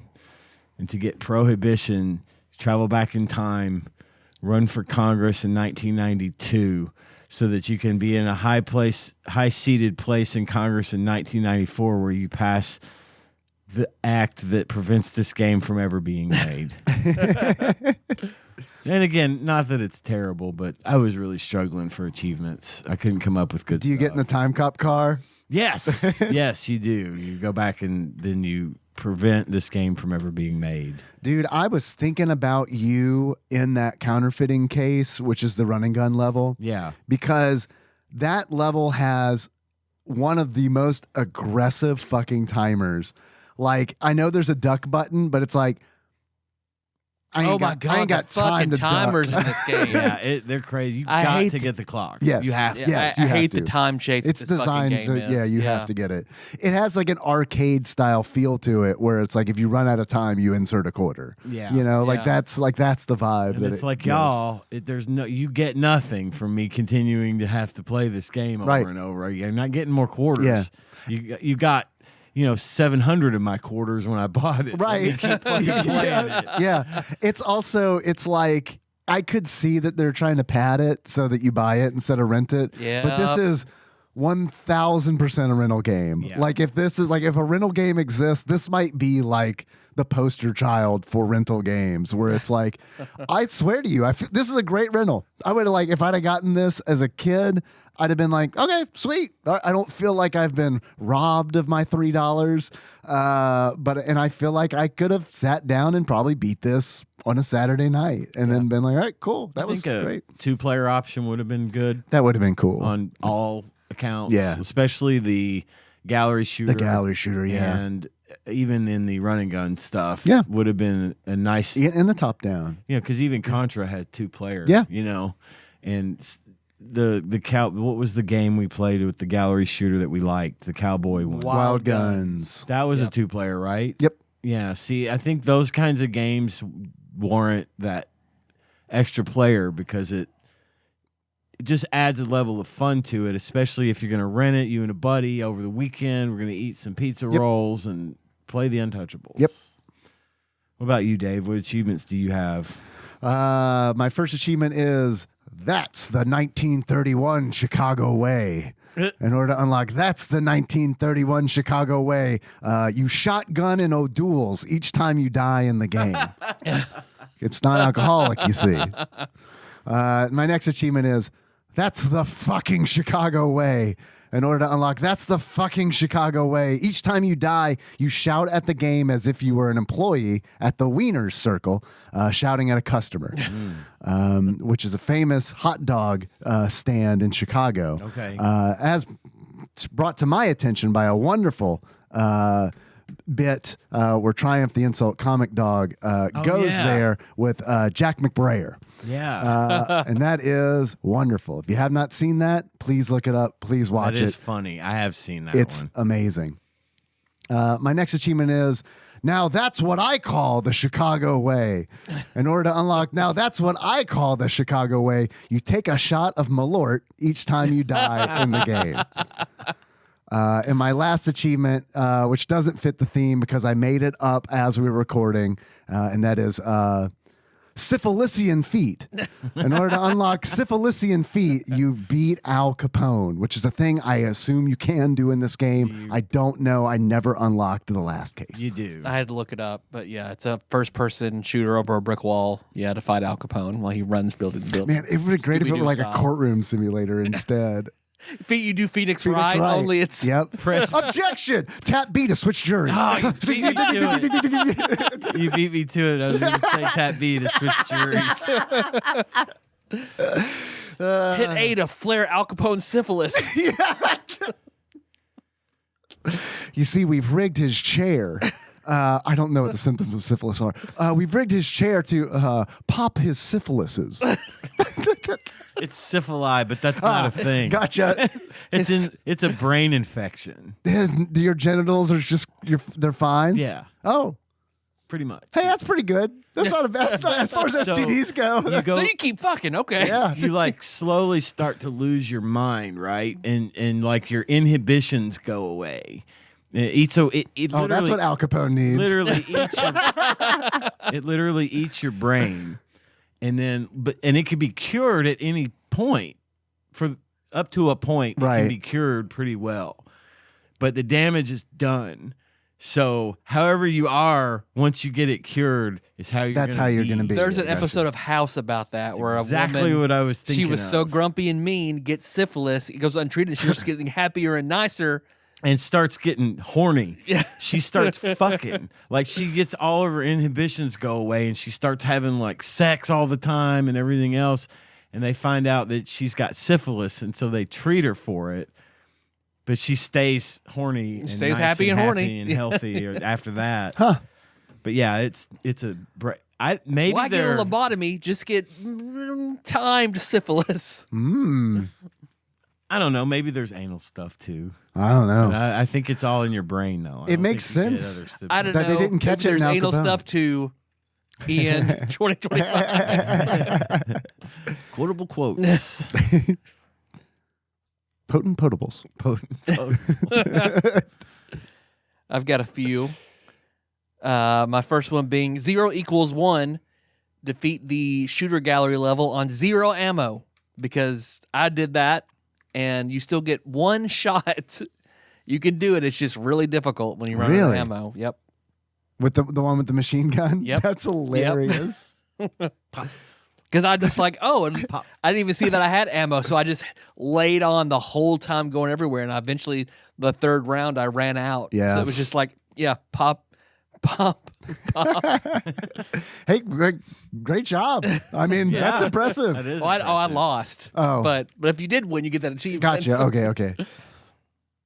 And then that guy in Lost who mishandles the dynamite.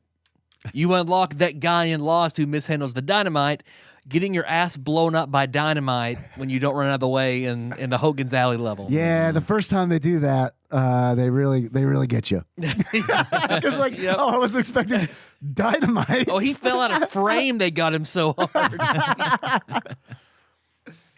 My third one is false truths. You unlock that by dying and rescuing no hostages in the true lies levels. Mm. And my last one, prohibition. Nice. Play it while drunk. Nice. Hell yeah. Hell yeah. What do you think Flopsy has to say about it? What do you guys think Flopsy has to say about it? They're gonna deduct a point for it not being Super Scope compatible, and they will mention that in the summary. Or mouse compatible. One of the two. Oof.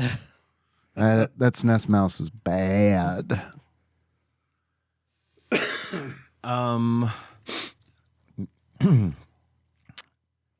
think they'll give it 2.5 stars.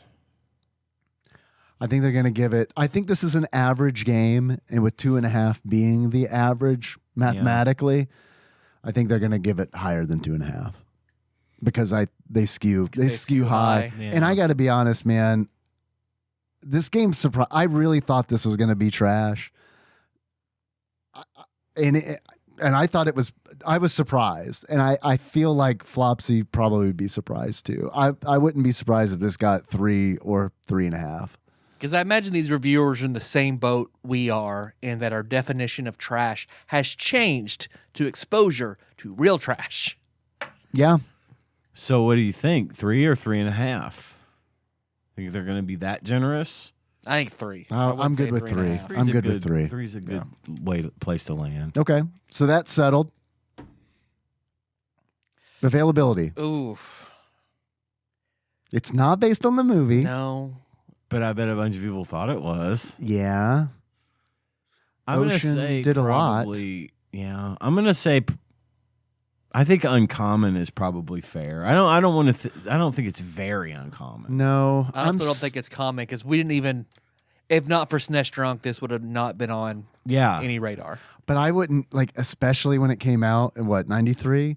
When I was 12, I would have assumed that this was a dad game. Yeah. Like, I wouldn't have touched it. I wouldn't have given it a shot. It would have been untouchable. Haha. Yeah. Hey. So I think uncommon is probably fair. I'm between uncommon and common. I don't think it'll be common. Okay. Uncommon. I think uncommon is probably where we're at. 3 stars, uncommon. Because we thought last week, it was going to be fucking common, and it was very uncommon. Yep. So, Some experts we are. yeah, uncommon. Okay. 3 stars, uncommon. Locked in. According to Flopsy, a.k.a. the Ultimate Nintendo Guide to the SNES Library, 1991 through 1998 by Pat Contry, courtesy of Monster Mold Mike and a mysterious shadowy benefactor. The Lord of the Rings, Volume 1. It's the wrong page that is bookmarked. The Untouchables. The Untouchables. Availability. Uncommon. Yay. 3 stars. We got it. We got that. Goddamn. We got it. Teamwork makes the Okay. dream work, baby. And let's see if the Super Scope is mentioned in the reflections. According to KY, Okay. love your jelly. Actually, I don't. Love your state. Yeah. Great basketball team. If you play the NES version, which I did not. Anybody here play the NES version? Did not. No, I watched a little bit of the playthrough. I think it looked very similar. Much older, isn't it? Oh, okay, maybe not. If you played the NES version, you'll notice similarities in the level layouts and gameplay. While both titles follow the story of Elliot Ness, this version is based on the 1993 TV series of the same name rather than the 1987 film. Oh, that makes me would wonder. explain why William Forsythe was. I bet that's who played Capone in that. I didn't realize it Maybe. was based on the TV I wonder if show. those 5 guys they show are from the TV show as well. Okay, Maybe they're not probably. developers. Probably, Okay. yeah. All right. I take it back. I'm sorry, developers. Please forgive my ignorance. KY continues, I enjoyed this game and all the action variety it offers, but I'm baffled at why they didn't make it compatible with the Super Scope. Swish, Ian. Hit it on every front. Yes. I honestly don't think it would have made it better. I really don't. Yeah. I really don't. Yeah, let's play this game looking through a cardboard tube. If it had been a zapper on it, like if A it had zapper been would a have been fucking a good- pistol, good yeah, thing. I'm on board. Yeah, absolutely. I also love the reviewers, Adimundi. Kai Adimundi. Ah, yes. If you were to buy this game, how much do you think you'd pay for it? Being fairly well received, being well reviewed posthumously, I'd say it's probably $25. $25 from Ian. My gut said $20. $20 $20. going for it. $20. Locked in. Very close. This is interesting. Actual retail value of the Untouchables for the Super Nintendo loose on average, according to pricecharting.com at the time of this recording, is $23.08. Between the two of you, it's pretty much the average. Got right on either side of it. Just like this game, average. Is this the best Super Nintendo game with a character named Ness? It's a good joke. Good joke. When you guys were talking about the owls, I was like, oh, the Batman villains, the Court of the Owls. That's Yeah. a great storyline. That's an amazing storyline. I've heard that. Owls. I've heard that's the bend that they think the Robert Pattinson Batman is going to take. I could totally see that. Yeah. Yeah, I could Which I totally think see will that. be fucking It'd be awesome. amazing. Yeah. Oh my God, for them to do something completely different that like people don't know about unless they've read the comic or have heard about it. I feel like the Court of the Owls is like it's pretty obscure and pretty new. Mm-hmm. Yeah, because that was part of the New 52. It was a great arc. Continue. So what do we want to do next? Do we want to randomize it or? Well, I know we talked about Doom, doing the movie and the game Doom. We talked about. Did we ever do Lord of the Rings? We talked about it. Did we get our Lord of the Rings? We Yep, did. Volume Have I 1. just forgotten about it. The first and only. It was forgettable. Don't worry. So I mean, I'm down to do Doom if we want to do that, or we can randomize. You want to randomize because we haven't randomized in a minute? I don't know if I'll remember the chant. Oh, let me go over here and get the baseball bat. Oh my God! No, wait, don't get the baseball bat. Now, Ian, I got to talk about teamwork here. Shit! I was gonna say, Teamwork. Dave, if he says teamwork, we gotta run. I'm going over the table. No, I'm ready. Tyler, why are you standing behind me? We're just gonna talk about what we're doing together here. So, I'm going to put this end on the floor, my head on the other end, and say the prayer we all love to say. No whammies, no whammies, no whammies. Stop. 4, 6, 6. Have we done it? No. Is that the M's? No. H's. R's. Ooh. Uh-oh. Ooh. Rugby. 1994. Close. Real action football. Close. The first word is a name. A first name. That's always a sign of a good game. Yep. Ryan Seacrest. Dating simulator. Luge simulator. Nice. Oh man, I'd play the fuck out of that. Oh, too. Riddick. Oh, Riddick Bowe. Bowe's boxing. Boxing. Riddick Riddick Bowe. Bowe boxing. One of my favorite boxers. I don't know if I played this or not. If it had a Genesis version, I might have. The Evander Holyfield boxing on Genesis was good. That's what I'm thinking of. Played the shit out it of wasn't. that. It wasn't Riddick Bowe. Yep. So Want to do boxing or Doom? I'm- Boxing doesn't come packaged with a movie, unless you want to watch Rocky. I'm surprised there's not a Rocky I don't. game. I don't. Here's the thing. I do want to watch Rocky, but the problem is, if I watch it for this game, I'm not gonna like the movie. Nope. You know what I mean? You don't It's want- gonna be just homework, and it's Watch it Yeah. sometime when you want to watch it. yeah. I'm fine with either way. Whatever y'all want to do. I'm fine with either. Let's do. We busted out the randomizer and everything and Okay. said the prayer. Let's do Riddick Bowe. Okay. Okay. Riddick Bowe. Back at it. Thanks for listening, everybody. You find the show on iTunes. No, wait a minute. Our theme song is moved to Sycamore Drive. That track from the shortstop.com. Hell yeah. Thanks for listening, everybody. Hell yeah. Shows everywhere, but most importantly, Yeah. it's Patreon. Patreon.com/TADPOG. If you'd like to donate money to the show, a little bitty dollar bill will get you access to all of our bonus content. And if you want to be an executive producer, you got to earn that by giving us $20 or more. Yeah, we got a long way to catch up to Al Capone. Yeah, that's really the goal here, Yeah. is to have $1 billion. Win Al Capone's money is the new name of the show. Money. And I can tell you where it's not. Right. Yeah. That's a great we all start. know where it's not, at least. Yeah. Deduction. It's good. But if you want to be an executive producer, you can, and you would be up there on the pedestal with the following people: Cubicle Monkey, Gamebug Prime, Nathan Eaton, Matt Gentile, aka Gentle G, Pinball Airplane, Archmates, Chris Edler. So sorry you couldn't be on this episode. Derek Pope Sandwich, Burger Bottom Jeff Miners, congratulations on your marriage. Drink Smith Joey Webster, Sandwich Pope Phil Hawkins, Louisville correspondent Princess Consuela, Banana Hammock, Flava Trick, Taryn Dahl, and last but not least, Treff Dietrich. Thank you all so much. Hell yes. For your Thank big you. donations, and thanks to all of our donors. Every little bit counts.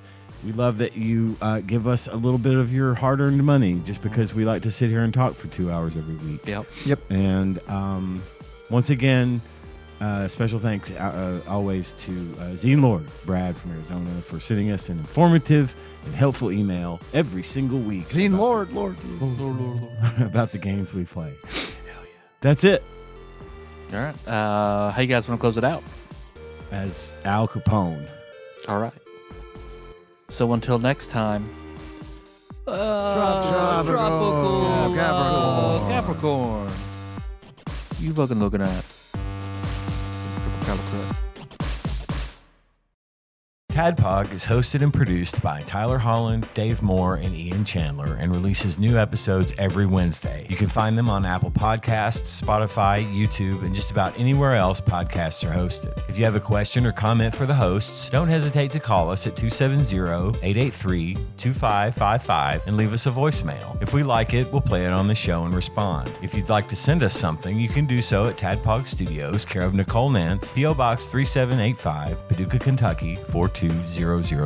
If you'd like to donate to the show, visit patreon.com/tadpog, and with a minimum donation of $1 per month, you will get access to all of our fun bonus content. Join the conversation on our Discord server at bit.ly/tadpogdiscord. Registration is free, and we'd love to have you there. If you enjoy our show and haven't already, don't forget to find and tap that subscribe button so you don't miss anything. Thanks for listening, and we'll see you next week.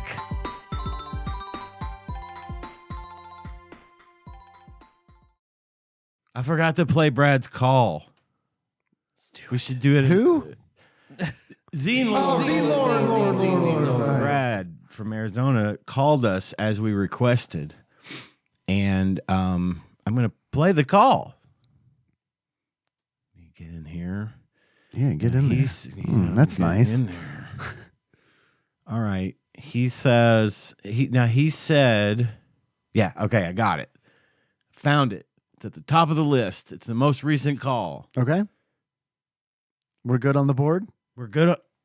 I checked earlier. We should be. Okay, I didn't mean It's a stinger. I didn't mean to psych you out. No, it's a stinger. Who gives a shit? I just wanted to check. If it's not set up, I will Then we'll leave the silence in. spin the silence. I will play the silence while I try to fix it and curse and curse and curse. Perfect. Here we go. I love it. Everybody, the vocal debut of Brad from Arizona, Zine Lord. Lord. If he got Morgan Freeman to do a cameo, that'd be great. God, I'd forgotten about that. Starting now. What's going on, you guys? It is Brad from Arizona. A call was requested, so a call is being provided. I Excellent. appreciate the outreach. I appreciate you all encouraging me to call. You know, Hell yeah. I used to call way back in the day. Oh. I don't know, 10 years ago. Wow. And Oops. the show was really early on in the show's run.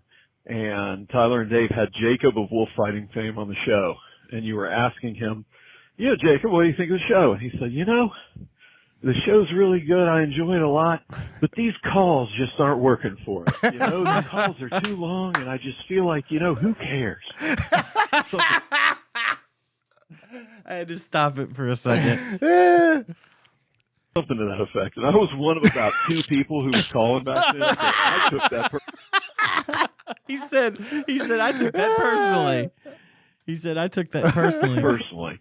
And so, number one, Jacob of Wolf Fighting fame, I hate you. I still hold a grudge. You've outlived And him on the number two, show, if so you win. He didn't listen to the show anymore, so your message is lost on him. But we thought it was hilarious. Wonderful here to have a bit of a full circle moment to actually be encouraged to call the show. So I appreciate it. But in any case, It's a redemption arc. those emails, I just kind of started doing it, and I'm glad it's helped. And y'all could have ignored it; I would have just stopped. But it seems like it's adding something. Absolutely. I love the show. Love everything you all do. We love you too. Y'all should be really proud of how many shows you've been putting forth and how long you've been doing this, because all about quantity. When you listen to we hit 800 episodes. I know, last we didn't week even mention and it. didn't even mention And I it. love that about us. As I was making the post, Yeah, I was me like, too. 800. Weird. Okay. Scheduled. All right. Back to life. Back to something I want to be doing.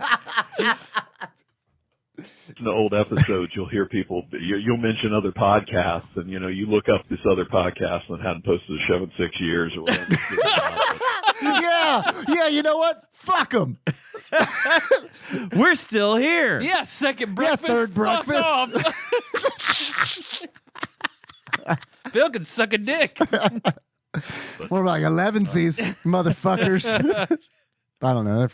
In any case, just keep on keeping on. I appreciate it, and you'll have an email for the Untouchables coming here in just a moment. So We did. later, guys. Bye. Bye. See you, Brad. Thanks for calling. Seen Lord. No, I didn't start listening to the show. Y'all were several years into the show before I started listening to it, so I never heard him call. So this is the first apparently I time did. first time I've ever heard him. In my voice. defense, it's been a very long time. So sorry I forgot that you called. Ugh. But we're really glad that you called tonight. And, Hell yeah. Thank you Hell again yes. for that. And thank you for having good audio and funny Yeah. things to say. And we didn't And really forget. We just wanted to tease you to the end. We wanted to We want to make make sure you listen to the think whole we- episode. We're real call tees. Yeah. If anything, I'm a real call tease. All right.